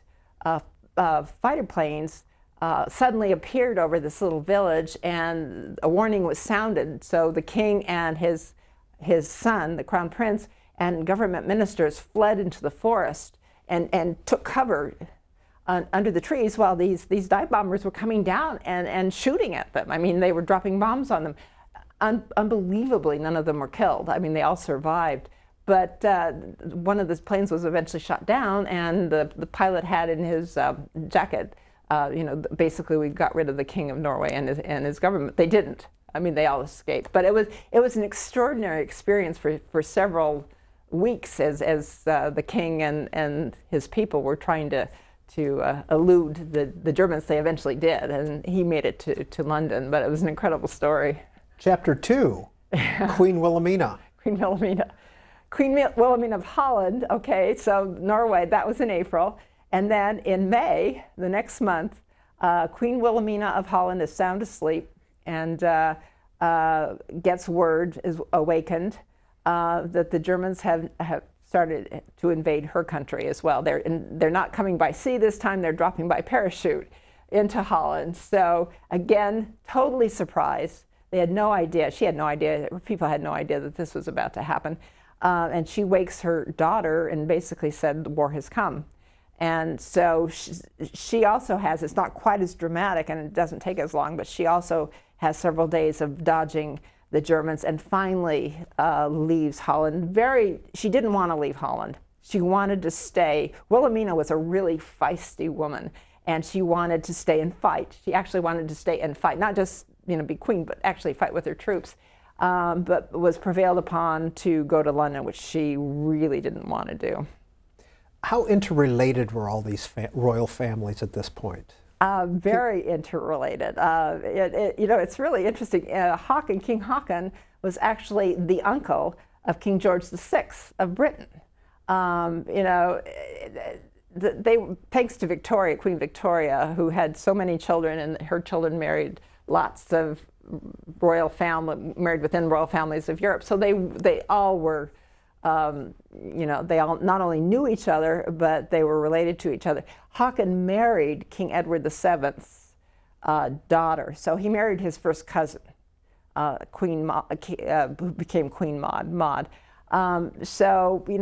He was Uncle Charles. His Norwegian kingly name was Haakon, but King George VI called him Uncle Charles. So yeah, they were very, very close. Wilhelmina was not related to either Haakon or King George, although when she was young, let me see if I get this right. When Haakon was young, his parents wanted him to marry Queen Wilhelmina, She was not married, but they thought that would make a good match. He didn't want to marry Queen Wilhelmina. He wanted to marry Maud, so he ended up marrying Maud. But they knew each other, obviously. That you know, all the royal families were very close. Well, he wasn't even Norwegian. He wasn't even Norwegian. He didn't even speak Norwegian until his 30s. He is one of the great stories of this book. He was Danish, but unfortunately he happened to be the grandson of the King of Norway and Sweden. They were allied. They were part of a confederation until the early 20th century. And Norway in 1905 decided it did not want to be part of that confederation anymore. It wanted to be an independent country. And so, being very Scandinavia, they didn't go to war against Sweden. They told Sweden, okay, we want to be independent, but we will take a member of your family, of the royal family, as our king. They didn't have a king at that point. And so the King of Sweden and Norway decided that the only person that really fit that bill was Prince Charles, a Danish prince. And that was the last thing he wanted. He wanted to remain with the Navy. His wife Maud, that was the last thing she wanted. Neither of them wanted to be on the throne, but they were prevailed upon to. And so he became a king of a country that he knew nothing about or very little about. He could not speak the language until he became king. He had to change his name from Karl to Håkon. Queen Maud refused to. She was going to stay Maud, and she stayed Maud until she died. But he was considered an outsider, and he felt like an outsider until World War II. The government of Norway, it was very liberal. It's very socialist, and it never really accepted him as king. They didn't like the idea of a monarchy to begin with, and so they didn't really have much to do with him. Even though he knew right from the beginning that Hitler was going to be a problem. He read Mein Kampf, and so he kept warning his government that we better pay attention. That Norway may not escape this time, but they'd pay no attention to him until World War II, and he escaped and he resisted. He refused to give in to Hitler's demands that he accept Quisling, a Norwegian Nazi, as the prime minister. He said if the government wanted to do that he would abdicate, and his family would no longer be the royal family. A lot of government ministers wanted to give in to Hitler, but because the king was so insistent, they went along with him, and the country resisted. And he was really the centerpiece of Norway's resistance throughout the war.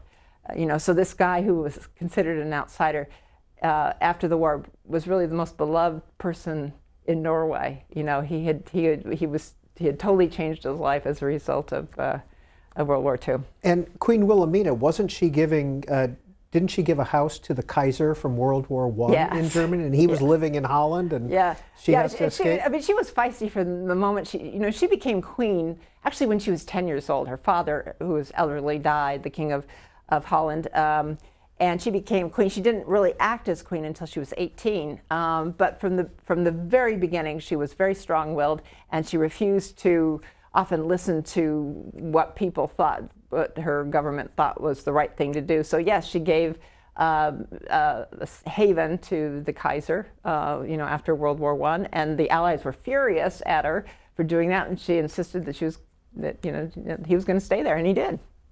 Terribly sad story about her as a child wanting to go ice skating, and they'd clear off the canals, and she'd have to skate by herself. Can I tell there's another wonderful story about, she hated what she called the cage, which was the very straight-laced, formal, stiff royal court that she grew up in. And she absolutely hated it.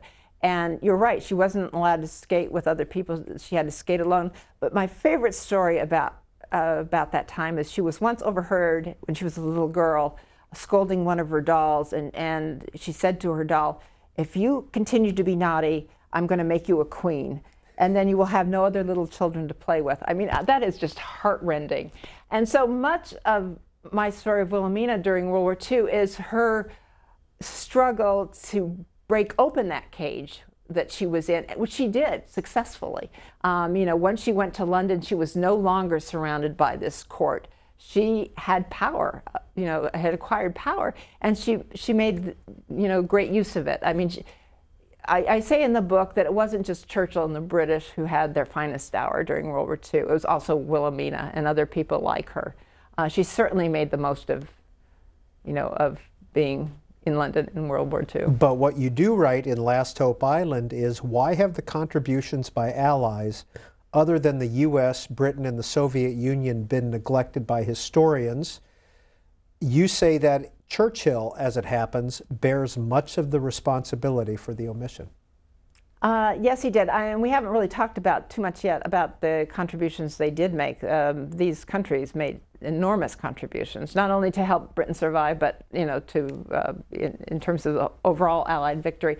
And I think one of the main reasons is that Churchill promulgated this image of plucky little England standing alone against Germany with the help of its empire, but that it was really England standing alone. He said that during the war. He said that the day the war ended, VE Day, and he said that through, after the war, that they stood by themselves, but they didn't. I mean, they had all these other governments from these occupied European countries who were there too, and were also contributing a lot. And I think that's one of the reasons why what you read is, I think it's true that people look at it as the big three who were really the ones who made all the contributions.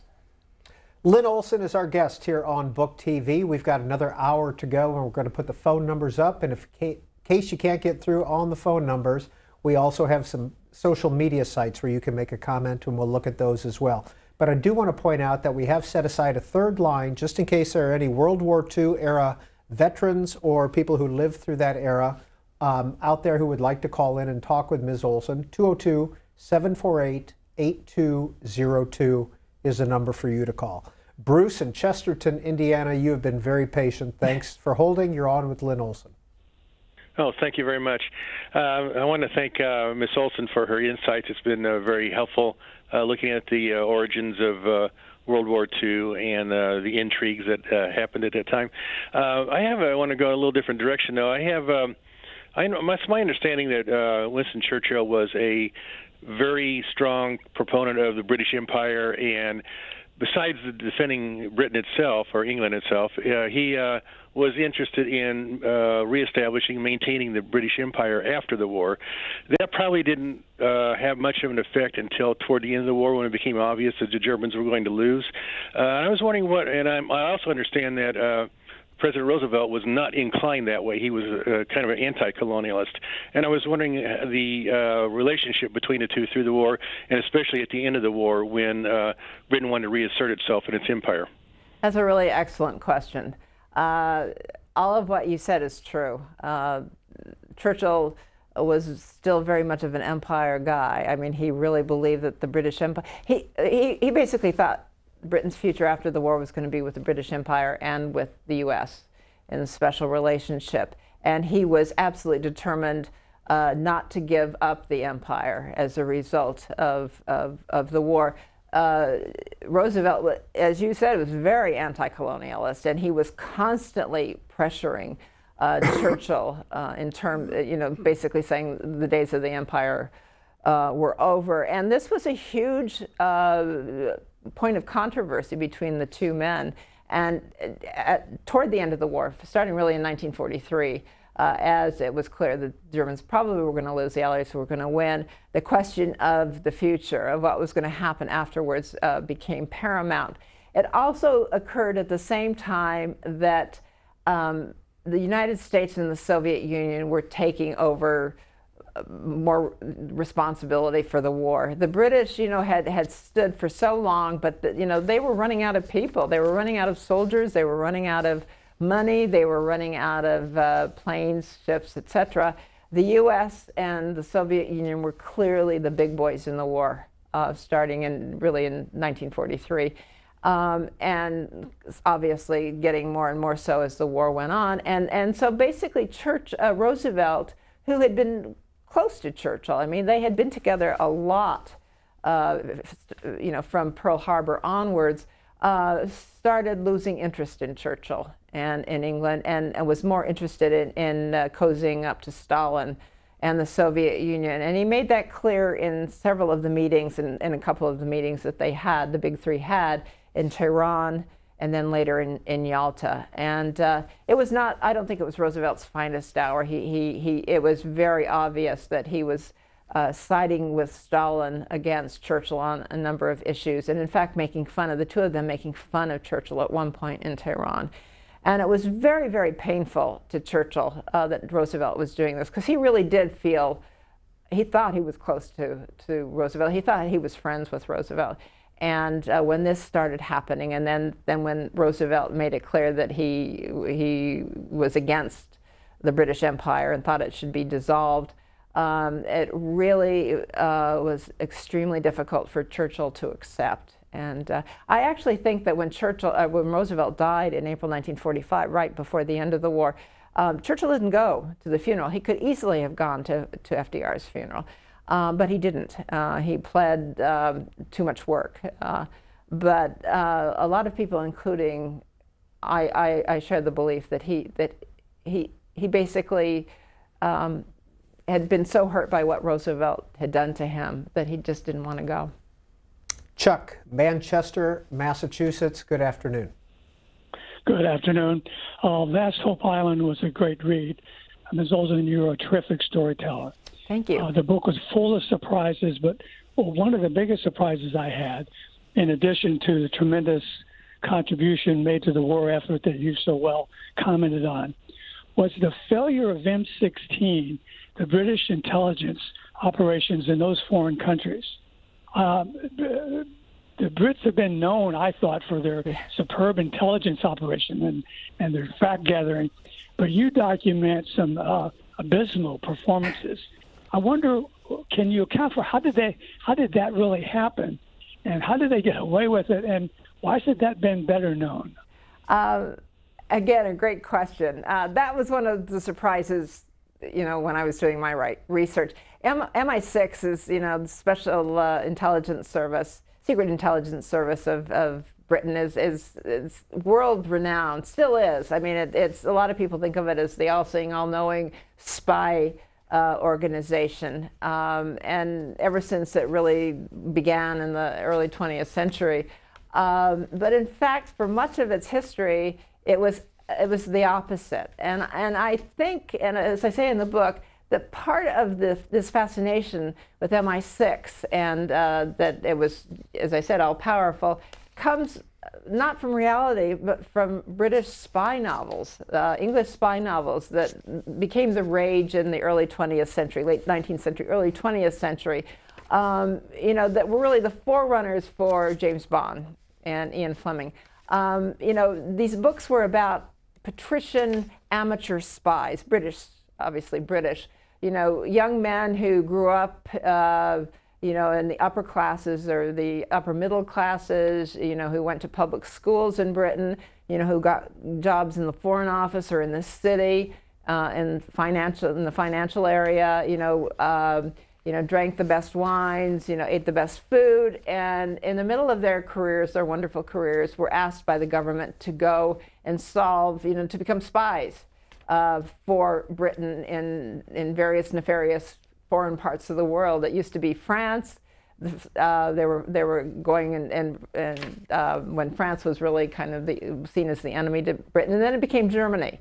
So these amateur spies in these books would go off, and solve the problem and stop the nefarious, whoever they were, from, invading Britain or, doing something terrible to Britain. And then they would go back to their lives, their lives in the city or their lives in the Foreign Office or wherever. And these were very, very popular, extremely popular. They were popular not only in England, but also in Germany. It's really interesting that Hitler was a fan of these books. So was Heinrich Himmler and Heydrich, Reinhold Heydrich, who were the two, Heydrich and Himmler were the two top people in the SS. But they both were addicts of these spy novels, and so they came to believe that MI6 was this all-powerful, all-knowing organization. So that's the background. The reality was very different. MI6 was underfunded. It tended not to have the brightest bulbs in the universe in its ranks. And it had really messed up a lot in the pre-war years. And then when the Blitzkrieg, the German Blitzkrieg happened, basically all the MI6, the British intelligence networks in all those countries were rolled up. So they had nothing, basically, when the war really began. And so thanks to these occupied countries European countries who brought their intelligence services with them to London, MI6 kind of appropriated their work. They worked for MI6. I mean, the MI6 was giving them the money, and their spies continued spying in their countries. So in France, in Poland, in Holland, there were spies from those countries, intelligence agents from those countries who were picking up information about the Germans, sending it to London. So it wasn't MI6, but MI6 took credit for it. And so all these great intelligence coups, like about the V1 and the V2 bombs and rockets, they came from the French and the Poles, but MI6 took credit for it. And you know, the gun emplacements on the shores of Normandy. I mean, you know, all the stuff that the Allies needed to know in order to invade and to keep, you know, the bombs from coming, from German bombs from coming, all that information came from Europeans. It didn't come from Brits. And they came from European intelligence services, and not for MI6, but MI6, again, took credit for it. John is calling in from Laurel, New York. Hi, John. It helps if I push the button. I apologize. John in Laurel, New York. Start again, John. Thanks. Thank you for resurrecting me. I appreciate that. Miss Olson, I've read with pleasure Those Angry Days, The Citizens of London, and the most recent one that I finished was Last Hope Island. In fact, you were kind enough, I did send you an email after reading Last Hope Island, and you were very kind to respond to my email. So I want to thank you for that. Thank you. You were just talking about, and what I did ask you about, by the way, in that email, was why you didn't include something about the Channel Islands. And you had said very, very succinctly, because you were writing about London. So I thank you for that. But you were talking about the suspicion, I guess, that the United States, FDR in particular, had with respect to Churchill with regard to the reestablishing an empire. And I just finished reading 2 books by Max Hastings, British, right? And he wrote Retribution, about the war in Japan the last year, and also he wrote Armageddon, about the last year of the war in Europe. And he points out, and I'm only adding to what you already said, he points out that FDR and the government in general dissuaded Britain from becoming more involved in the last year in the war in the Pacific, because they saw it as an attempt by him to have some legitimacy towards having a power base, or to reinstate a power base for Britain in the Pacific. So I thought that was very interesting. I just came across that in reading Mr. Hastings' book. John, why your seemingly large interest in the World War II era? Why is it? Yes, sir. Well, that is a very interesting question. I guess I started. When Pearl Harbor was attacked, I was 4 years old. But I'm amazed at the recollection that I have. And the war was over. I was 8 years old, and yet I have such vivid recollections, which is hard for me to explain. The only thing I can attribute it to is that the war permeated everything in our lives. It wasn't like today, where the war is being fought by somebody over there in some country we understand very little about. Okay? It was so personal because everyone had someone who was involved in the war. In the Pacific, I lost an uncle. He was on the aircraft carrier, the Bunker Hill in Okinawa, when he was killed. I had by kamikaze planes. I remember the day that the family was notified. It happened to be Mother's Day, you know? And we went to visit my grandmother. I had a cousin who fought the whole North Africa Italian campaign. And then I went to Italy, and I followed where he went. He was at Anzio. He was at Monte Cassino. So it was so much a personal thing in our lives that it was very vivid to me. So as I got older, I started to develop an interest to read more and more about it. Okay? All right, we're going to leave it there and let Lynne Olson respond to your earlier question. Thanks for sharing that with us. Oh yeah, thank you so much. That was fascinating. I really can't add much to what you said. You're absolutely right. I don't know that much. I haven't done much research about the Pacific because my interest has always been in the European theater. But there's no question that the U.S. Tried very hard to keep Britain from, being heavily involved in the Pacific. They considered that we considered it our war, that we had done the lion's share of the fighting, and they were very, very much against having Britain come in at the end. And they were thinking about the future, thinking about post-war. He talked about deaths. John talked about deaths. I think it's 400,000 or so Americans lost their lives during the World War II era. Maybe half of those being soldiers, and the rest somewhere else. But that 400,000 compares to 25 million Soviets. Soviets, yeah. No, there's no Russians. question that the loss of life in World War II was unbelievable. And the Soviet Union certainly bore the brunt, but we got off fairly lightly. I mean, 400,000 is not light. That is a lot of people, but compared to Poland and the Soviet Union and other countries in Eastern Europe and just overall, and we're not even talking about military. So many civilians died in Europe and in Asia. It's astonishing how many. And we had a handful at Pearl Harbor and other places. There were people who lost their lives who were civilians, but nothing like what happened in the rest of the world. I think I read somewhere that China and Russia were the two, were the bulk China, of the losses during World War II. I must say that, because of my fixation on Europe, I do not know that much about the Pacific, but obviously that is so true. And finally people are beginning to focus more on the Soviet Union and what happened in the Soviet Union, Max Hastings being one of them. I mean, they did bear the brunt, there's no question. And one of the reasons why Roosevelt and Churchill were willing, if not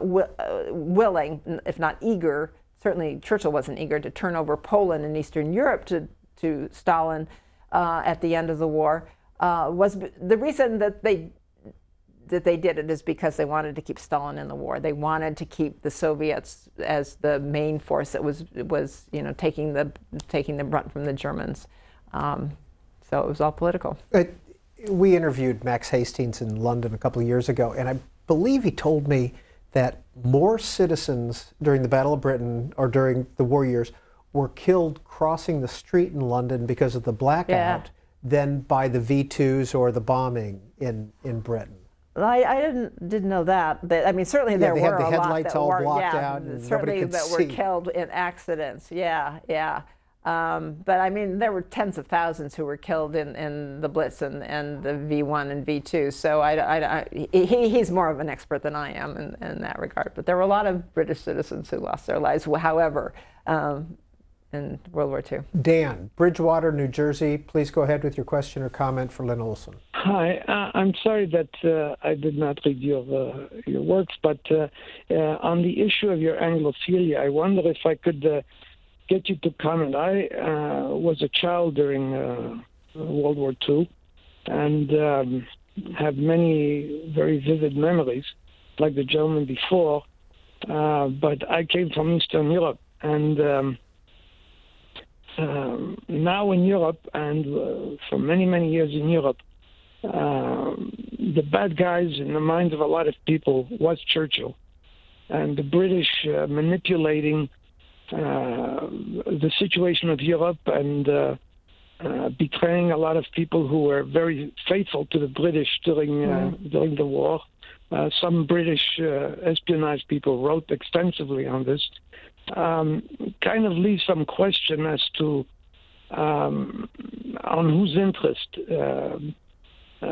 England, just like Germany, operated through the 20th century, and raises also the issue of maybe that has a lot to do with why now a lot of people are saying good riddance to England coming out of the EU, even though it may hurt them economically. And I wonder if you would comment this anti-English feeling that is so prominent in Europe, particularly related to the two wars and especially World War II, because no one's left to remember World War I. Dan, where were you during World War II? I was a child in Eastern Europe. Where in Eastern Europe? At Ploiești. I'm sorry, where? When Senator McGovern had bombed Ploiești, and then Romania. In Romania, and then they were told to drop all the leftover bombs in a field, so that they can get across the Mediterranean. But they decided that it would be a shame to just drop them in the field, so they dropped them on the capital city of Romania, which had absolutely no military targets. Thank you, sir. So, you know, it's funny that my war was Vietnam, and it's funny how he felt about Vietnam, but he didn't feel about World War II. So history is a funny thing, is my point. Lynne Olson. I totally agree with you. History is a funny thing. I can speak about, certainly about Britain in terms, and we were talking about anti-British feeling. Toward the end of the war, it's very obvious why there would be anti-British feeling in Poland and much of the rest of Eastern Europe because of what Churchill and his government did, which is basically agree to hand over Poland to the Soviet Union. After Poland and Czechoslovakia, both of them were important allies, but Poland particularly, Poland's contributions to the Allied victory were enormous in so many ways, in terms of espionage, in terms of breaking the Enigma code, in terms of the Battle of Britain, where Polish pilots helped win that battle. And in many, many other ways. You know, Poland, there were 200,000 Poles in British uniforms fighting across Europe. The fourth largest military force in the Allies. You know, they helped win Monte Cassino. They were, you know, on every European front. And then to have that rewarded, or, you know, at the end, they didn't get their country back. They'd been promised their country back. They didn't get it back. So I certainly can understand that. But I also have to point out that for much, if not most of the war, Britain was also a symbol of hope for much of Europe because it was resisting, because it was holding out against Germany. It provided a refuge for all these governments and military forces from Europe, where they wouldn't have been able to keep up the fight if it hadn't been for England, if they couldn't have gone to London and stay there for the rest of the war. I talk a lot in Last Hope Island about one particular important source of hope for Europe, and that was the BBC. The BBC broadcast to all of these countries in their own languages during the war. You know, millions of people in occupied Europe listened to the BBC, even though it was outlawed by the Germans in every single country. And in some countries, the punishment for listening to the radio was death. But they did. They hid their radio sets during the day, and they took them out clandestinely at night and turned it on to listen to the BBC. And for many, many Europeans, it was their lifeline to freedom. I mean, it was the only place that they could turn to and hear what was actually going on in the war, you know that there were countries still fighting against Hitler. And so it did offer a flicker, not a flicker, it was more than a flicker of hope and inspiration for all those countries. So Britain did play an important role, not only in terms of the actual fight, but it also in terms of providing this inspiration to the country. But it also did some really, really bad things as well. And you have a very, very important point. You're right. From a question of honor, by the Battle of Britain's End, the 303rd Squadron, aka the Kosciuszko Squadron, was credited with downing more German aircraft than any other squadron attached to the Royal Air Force. 9 of its pilots were formally designated as aces. The squadron, because it was made up of Poles, was not allowed to take part in official British celebrations following the war because the Brits didn't want to offend Stalin. That's right. That's right. We begin the book, Question of Honor, with this absolutely heartrending scene. It's after the war. It's 1946. Britain is hosting a huge victory parade that consisted of all the countries that fought for the Allies during World War II. And so there was this huge parade down the streets of London with obviously British, Americans, you know, from all over, Brazil, you know, it was just, it went on and on and on. But the Poles weren't there. They were not invited because, you know, again, their country had been turned over to Stalin. It was now a communist country.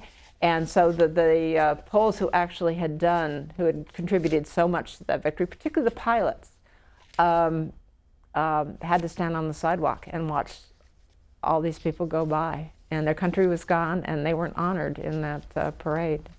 It was really tragic. Lynne Olson, your first book was The Murrow Boys. Mm-hmm. Your second book is Freedom's Daughter. Yes. And that is unlike any of your other books, correct. Isn't it? Yeah. Where did it come from? It's an outlier. After Stan and I wrote The Murrow Boys, again, I was looking around for something to do. I had not started on the path of, you know, becoming an expert in Britain in World War II. And I was reading a wonderful book by Taylor Branch called Parting the Waters. It's this magisterial, it's a biography. It's the first of a 3-volume biography of Martin Luther King, but what it really is a history of the civil rights movement in the 1950s, 1960s in this country. And it's a brilliant, brilliant book.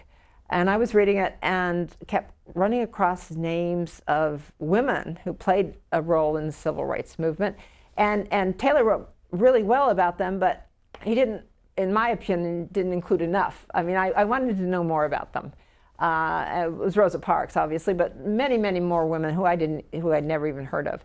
And so I went looking for a book about them, and I couldn't find one. I couldn't find a book about women in the civil rights movement, so I decided to write it myself. And that turned out to be Freedom's Daughters. Well, we have some video of one of the women. We want to play it and have you talk about it. Okay. A nice gathering like today is not enough. You have to go back and reach out to your neighbors who don't speak to you. And you have to reach out to your friends who think they are making it good and get them to understand that they, as well as you and I, cannot be free in America or anywhere else where there is capitalism and imperialism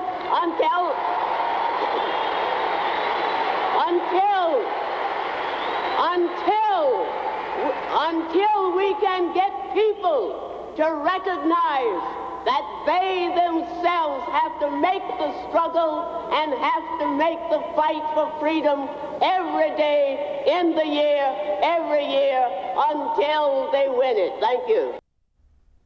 Who was that? You know what?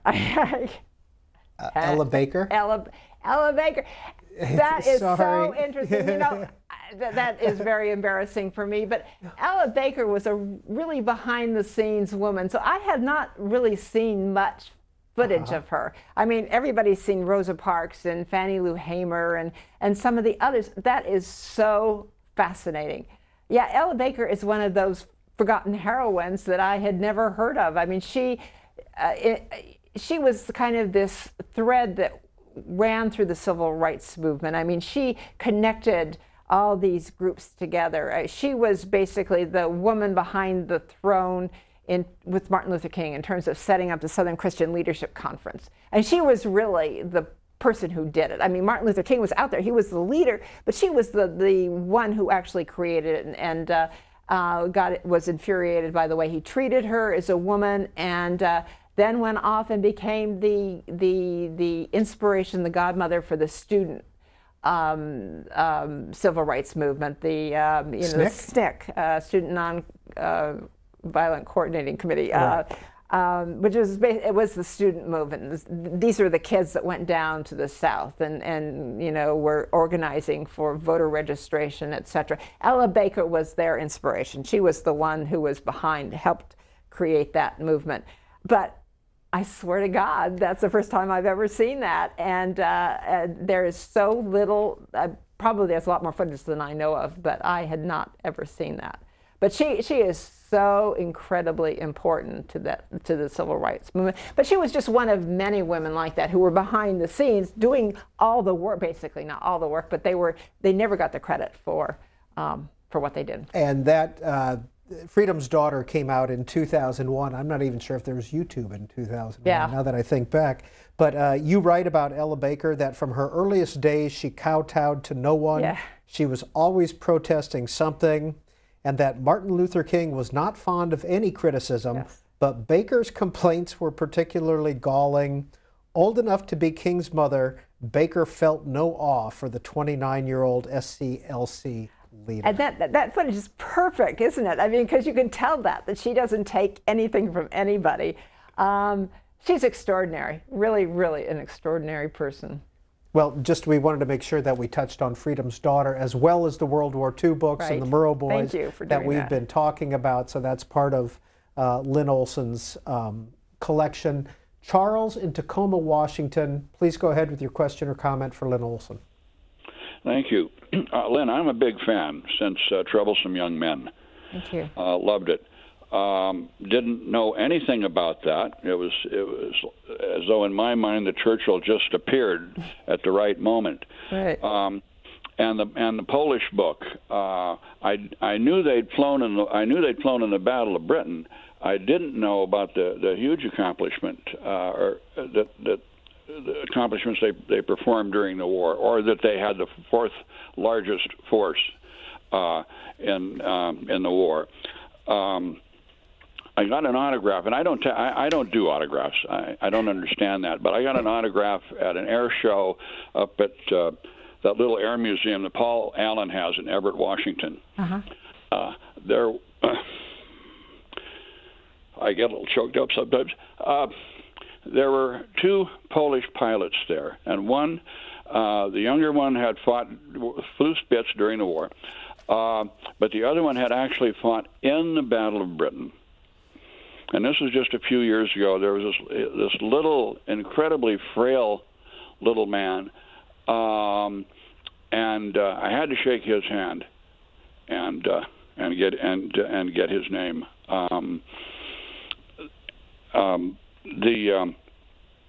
I loved Wynant in The Citizens of London, and later when I read David McCulloch's Paris book about the section about I think it's Elihu Washburn, who was the ambassador to France during the Franco-Prussian War and the siege, and then the horrors of the Commune. I really put those two men together. If you haven't read it, it's a wonderful book and a great story. Just want to, I want to thank C-SPAN for continually putting on this show. So Charles, thank you very thank you much. for your comments. Thank you for watching. Are you retired, and from what? I'm retired. I'm just a working guy. I did a lot of things, sold cars and drove cars, and didn't have anything, an important career. When I was like, I dug World War II because when I was like 4 years old, 3, 4, 5 years old during the war, we lived near McCord Air Force Base. And they had what I found out later was a group of P-47s there, and they would do. I had my own private air show as they did their maneuvers over our barn. That's great. It was just incredible. Charles, I'm thank you for kid that. looking straight up, a big wow. All right, that's Charles in Tacoma, Washington. That's great. It's. I choke up too, you know, when I talk about these pilots. We got to know a number of the pilots when we were doing the book, Stan and I, Question of Honor, and there was still a fair number of them around. And actually, in Seattle, Washington, when we were there, one time, a very tall, distinguished-looking gentleman, older gentleman, came up to us, and he said, you know, you remember in your book in the beginning where you write about the parade, and then you talk about a pilot standing on the sidewalk, and a woman says, he starts walking away, and a woman says to him, "Why are you crying, young man?" And we said, "Yes," and he said, "Well, I'm that pilot." And, you know, tears, you know, I had a lot of tears that night too, so thank you so much. Anne's in Portland, Oregon. Go ahead, Anne. Hi, like all the discussion of your books, but I wanted to ask, as a Norwegian American, we didn't always think that much of Sweden, but I always wondered why were Sweden and Switzerland able to sit out both world wars? You know, I think the answer on it is because it was strategically important for both the Allies and Germany. That they both, particularly in the beginning of the war, it was important for Germany, both of those countries, that they be neutral. You know, in terms of money, laundering money, sending money through Switzerland. Sweden provided Germany early on with some important elements like iron ore. So you know, if it wasn't important for them to remain neutral, Germany would have taken them over. And they also, I mean, the neutral countries, the officially neutral countries in Europe and World War II are fascinating places. I mean, all of them, there were others, Portugal and Spain were both neutral. But they were, you know, they were seething with spies from all the countries, you know, who were fighting, you know, whether it was Japan, Germany, Britain, the United States. They were all there spying on each other. So a lot was going on, a lot of very underhanded stuff was going on in these officially neutral countries. Was anyone in the 1930s, Lynne Olson, putting all these dots together and saying the sky is going to fall, the sky is going to fall? Was there a group out there saying this? There were various people who were, I mean, King Haakon was saying that in Norway. Queen Wilhelmina was saying that to her government in Holland. There were people, Winston Churchill was saying it in Britain. There were people, there were groups, but the overall attitude, as I said before, was because we absolutely don't want another war, we're going to close our eyes and pretend like it can happen. And that was the prevailing attitude throughout those countries, and in the United States as well. Chapter 3, Last Hope Island, King Leopold III. Yes. What happened? Who was he? He is really one of the sad stories of this book. That was the third monarch. You know, there were, I write about the two others that left, Haakon and Wilhelmina, and made names for themselves. And got to London. And got to London, stayed there, became heroes, heroines. Leopold was the king who didn't leave. He was considerably younger than they. He was in his late 30s, early 40s, I think late 30s. His situation was different from the other two. He actually had some power.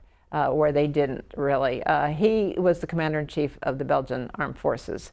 And he also, part of the reason his story is sad is that he wanted to be very much like his father, King Albert, who had presided over Belgium during World War I. King Albert was also the commander-in-chief of the Belgian forces. And when Germany invaded Belgium, Belgium was the first European country invaded by Germany. In World War I, he said he was not going to leave, and he was going to remain in charge of the forces, despite the fact that Belgium was overrun by Germany. But he and his forces managed to win one crucial battle early on, which meant that they kept, Belgium had kept a small part of its territory, thanks to the victory in this battle, where the King Albert stayed, and so was able, as a result of keeping that territory, France was able to keep a number of their ports as well. So that was very important. And he was a very, very popular figure in World War I, a hero. He was a war hero. So his son grew up hero worshiping his father and wanted to be exactly like his father. His father died young in a mountaineering accident. Leopold became king. And so when World War II happened, he thought, oh, I'm going to do exactly what my father did. I'm going to be, well, he hoped he would be the hero. He took charge of the troops. And when it was clear that the Germans were going to win, and he said he wasn't going to leave. He was going to be like his father. He was going to stay with his troops. His father said he would never leave Belgium. Leopold said, I will never leave Belgium. So he stayed, which turned out to be a huge mistake. But he surrendered.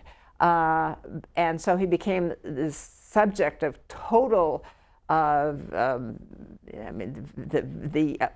vehement opposition to him in Britain and France was extraordinary. Basically, Churchill and the French laid all the blame for the defeat of all these countries at the foot of Leopold. You know, if Leopold had not given up, then everything would have been fine. We would have been able to continue on. We could have fought the Germans. We could have beat them. It was all Leopold's fault because he capitulated.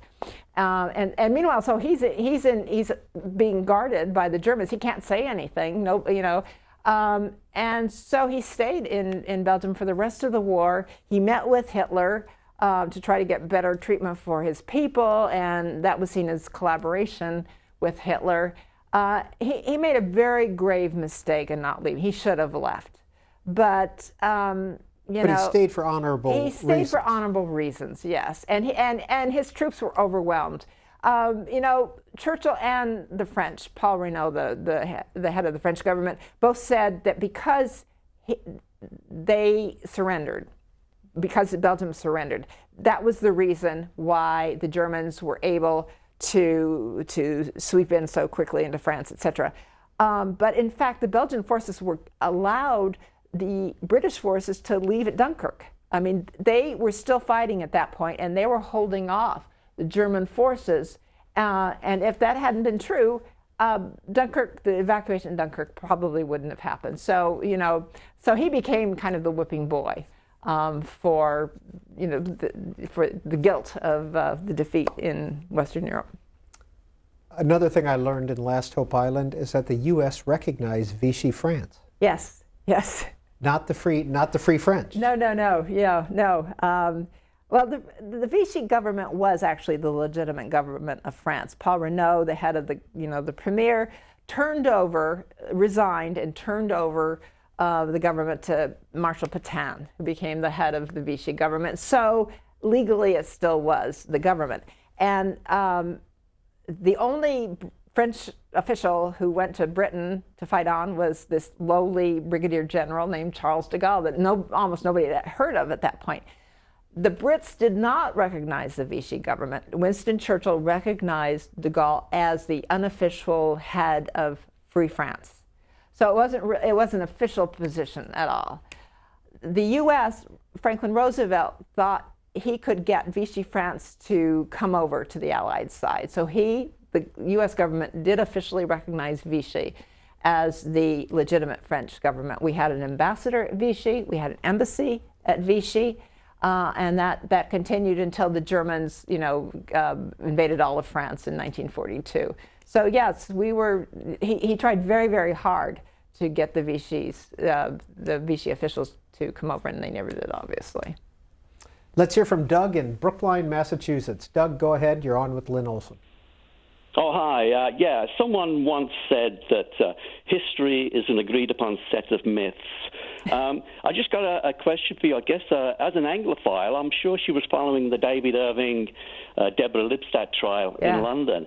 And I was wondering whether or not she had any opinions that she dared to offer. Thanks a lot. Well, that trial was over David Irving being a Holocaust denier, and he sued Deborah Lipstadt, I think, who was a historian who basically wrote that he indeed was a Holocaust survivor, which indeed he was. Yeah, I mean, that is, the idea that the Holocaust didn't exist. It didn't happen. Is beyond belief. I mean, anybody who knows anything about World War II and what went on in Poland and the Soviet Union, Eastern Europe, knows that it happened. I mean, we've got just so much evidence around us that, it's astonishing that he managed to carve out the niche he did for as long as he did. 202 is the area code, 748-8200 if you live in the East and Central time zones. 202-748-8201 for those of you in the Mountain and Pacific time zones. And if you lived during the World War II era, would like to comment to our guest today, Lynne Olson, 202-748-8202 is the number for you to call. Lynne Olson,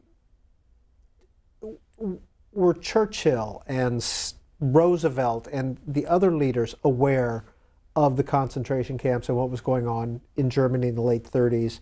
Did they bury it a little bit?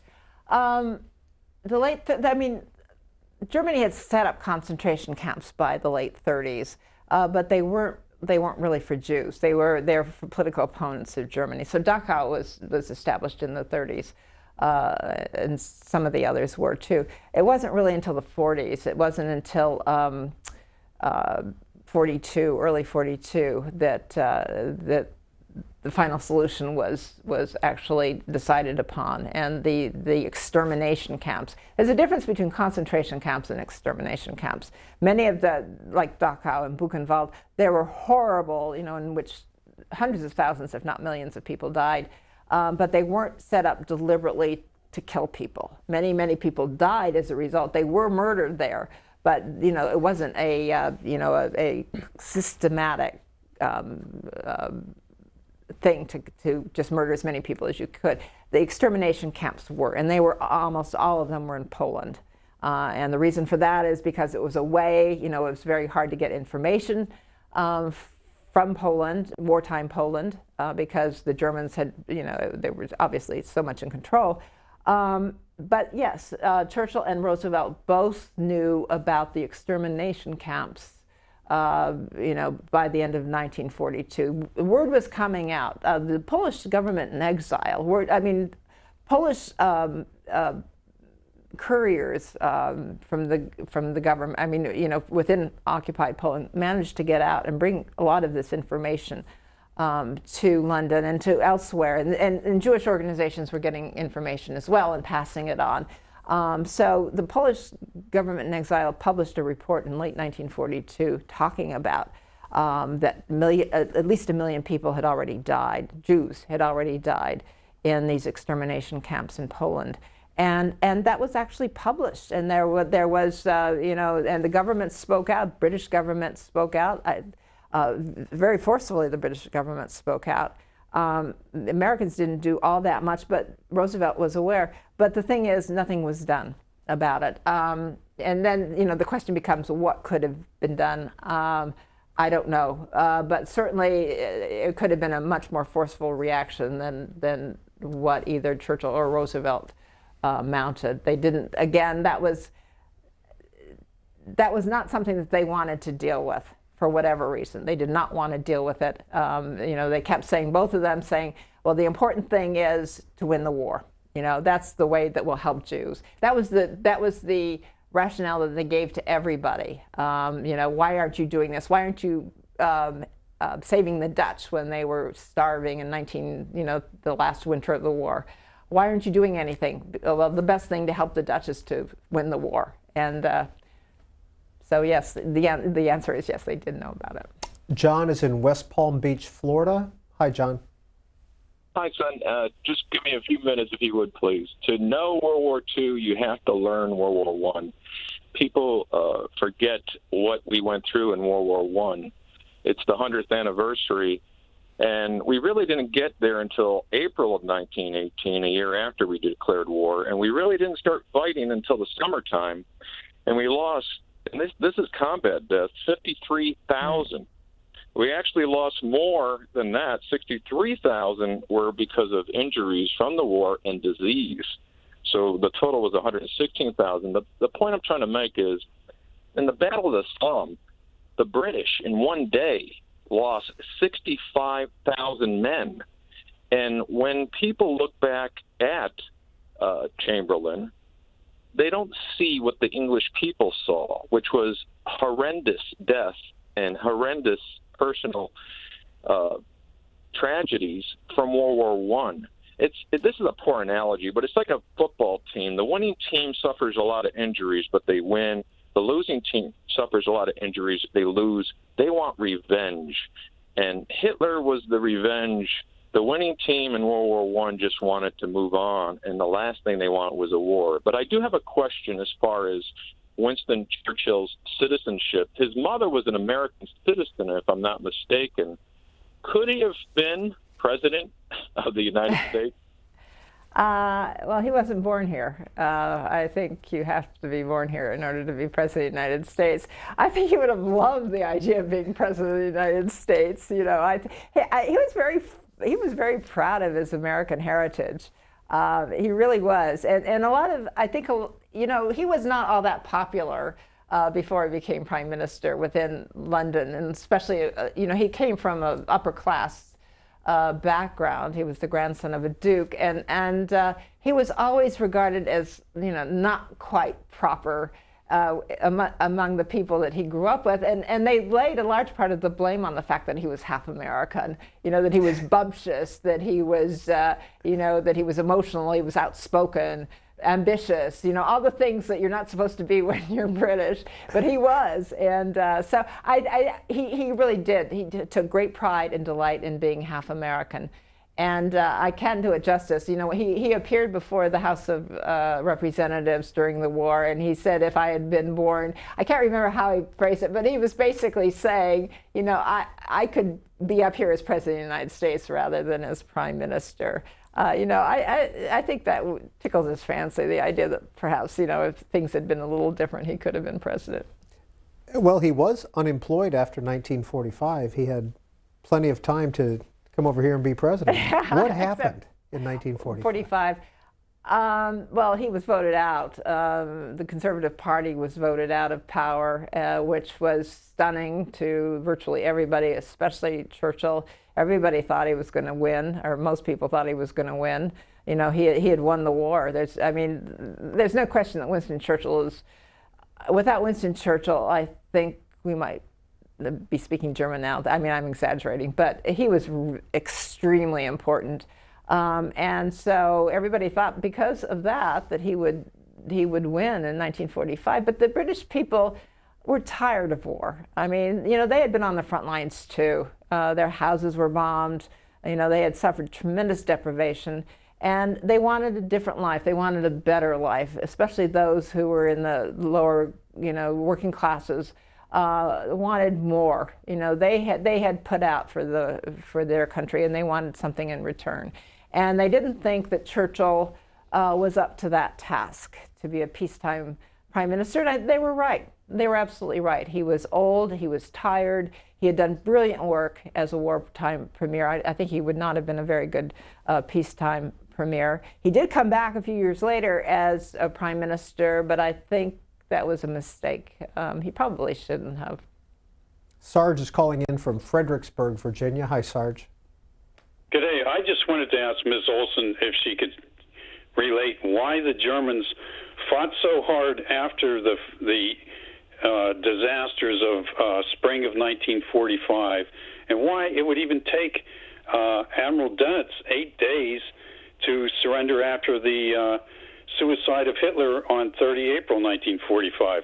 Thank you, and I'm going to read a lot of her books. Thank you.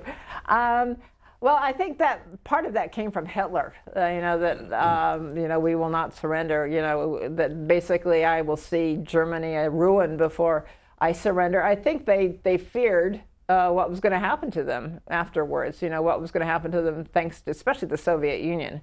What would be certainly the fate of those top officials was not going to be good regardless.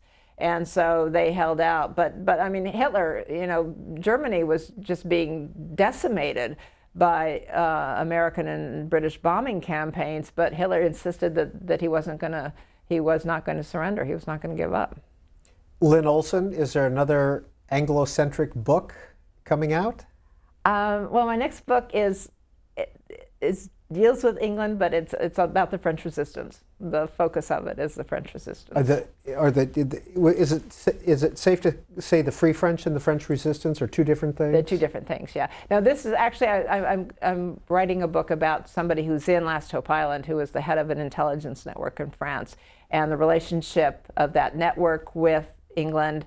So it's going to be a lot more of what was going on in France during the war. Did several of your World War II books kind of build on each other? I mean, did you kind of get an idea from one and then it was like, oh, I'm going this way? Yeah, each book has been a building block for a new one. For example, when we did the Merle Boys, Stan and I watched an old British movie called The Battle of Britain, which was made in the 60s. You know, it was cast of thousands, all the British actors known to man. But there's one scene in the movie, which shows a squadron of Polish pilots flying, you know, where they're speaking Polish, and the British controllers are really upset because they're speaking Polish. And neither of us, we were surprised by that, because neither of us at that point knew that there were any but British pilots flying in the Battle of Britain. Well, as it turns out, 20% of the pilots who flew in the Battle of Britain were not British. They were from occupied Europe. But that was the impetus, the spark for Question of Honor. And then one thing led to another. You know, from Question of Honor, I don't know, I can't remember what it was, but that led to Troublesome Young Men. And then Troublesome Young Men, doing their research, I found out about Gil Wynant. And so, yeah, they all led to it. In Citizens of London, you write that 8 days after the surrender of Japan in August 1945, Harry Truman canceled Lend-Lease food shipments to Britain without any warning to the British government. Yes. Yeah, that was devastating. Why? The war had been over for 4 months at that point, right? For the Brits. For the Brits. But what they were going through wasn't over. Harry Truman obviously came to power, came to the presidency after the death of Franklin Roosevelt. He had not been prepared by Roosevelt at all to become president. He was not in the loop in terms of policy making. He didn't know anything about what was going on in terms of the bomb. There was all sorts of stuff he didn't know, and one thing he didn't know was how bad off the Brits were at the end of the war. They were basically bankrupt. They had no money, and he got a lot of pressure from people in Congress, Republicans and Democrats, to stop this aid program that was benefiting the British. So he did, again, not knowing really what he was doing. And it was devastating. I mean, you know, the British needed Lend-Lease money to live. Actually, rationing in Britain became worse after the war ended than it was during the war. Rationing didn't end for the Brits until 1954. So they won the war, and yet they were worse off. They were worse off than much of formerly occupied Europe, which recovered in many ways faster than the British did. So it was really kind of a horrific thing that the Americans did, that Truman did, again, without really knowing what he was doing, the consequences would be. Patrick, Baton Rouge. Hi, Patrick. Hello. My comment and question is to Ms. Olson is, I'm very disturbed at what I see as present-minded history. And I'm also a child of World War II. And in fact, I was at Fort Benning with my father, who was a professional soldier when the Japanese bombed Pearl Harbor.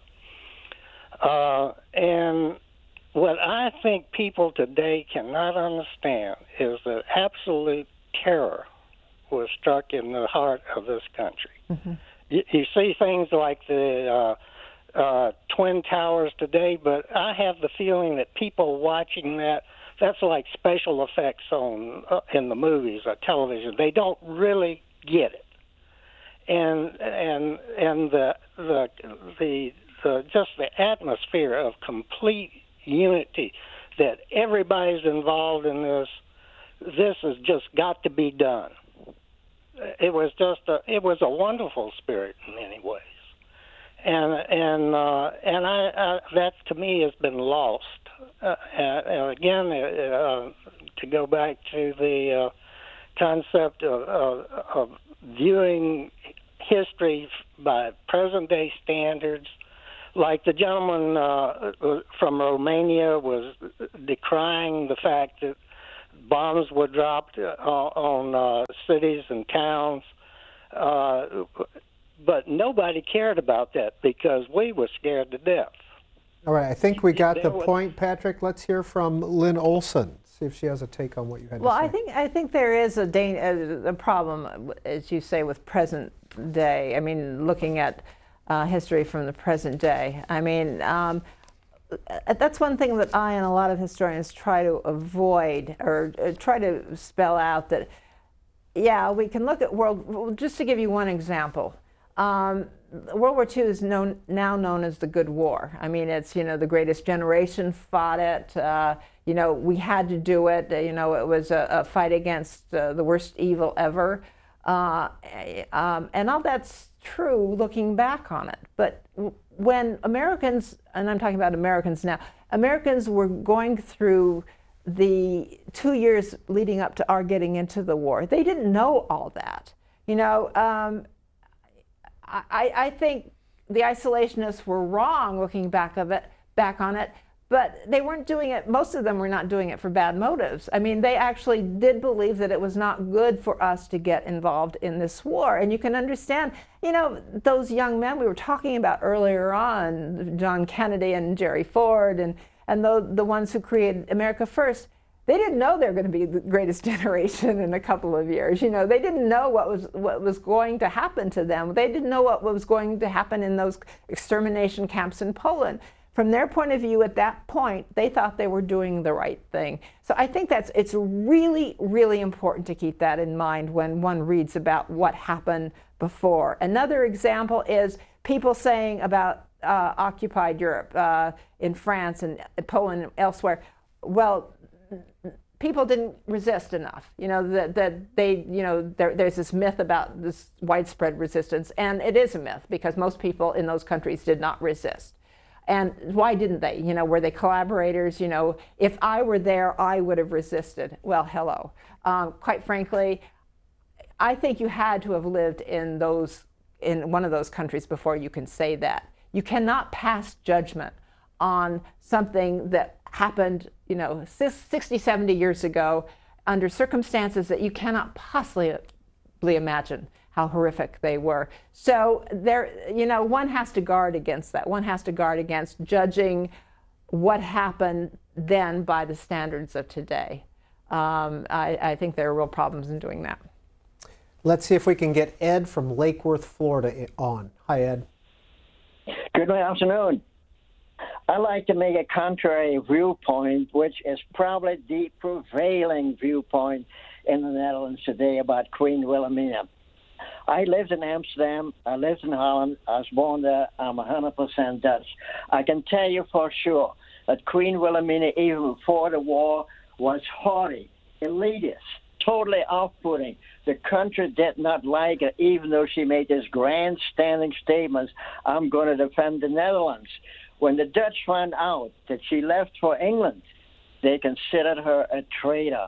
Unlike the King of Belgium, who really got in the crosshairs of the population because there were statements for Germany. The Queen did nothing, I mean absolutely zero, to help the Netherlands. In fact, the public relations against the Queen in the Netherlands and in London were so high that eventually she moved to Canada.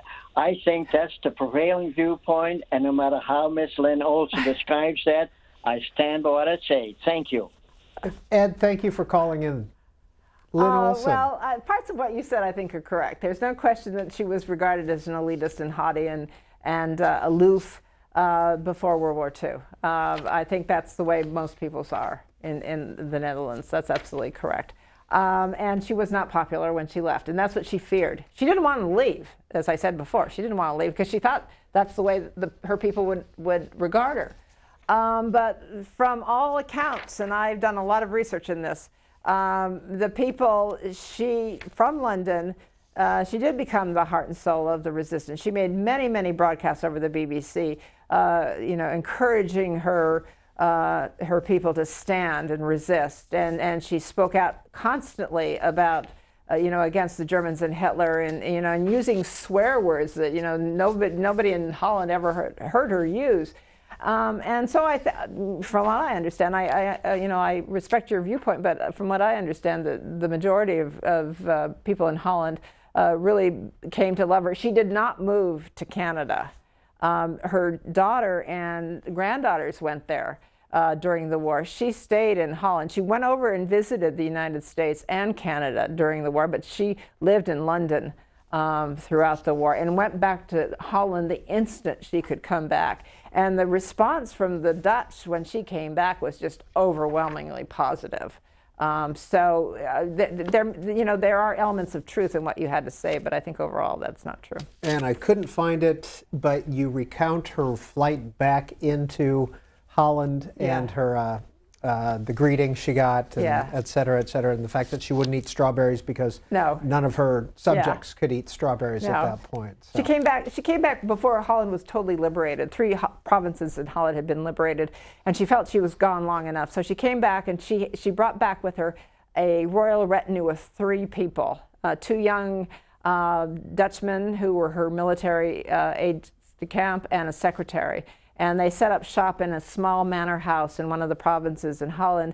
And as soon as she got there, thousands of people poured in by foot, to greet her. And every night she would kind of hold court, in the sense that she and her daughter, who came back with her, came out in the terrace of this manor house, and lines and lines of people would stand and go by her and shake her hand and tell her they were happy that she was home. For the last 3 hours, Lynne Olson has been our guest. She's the author of 7 books, the most recent being Last Hope Island. Thank you for your time. Oh, thank you.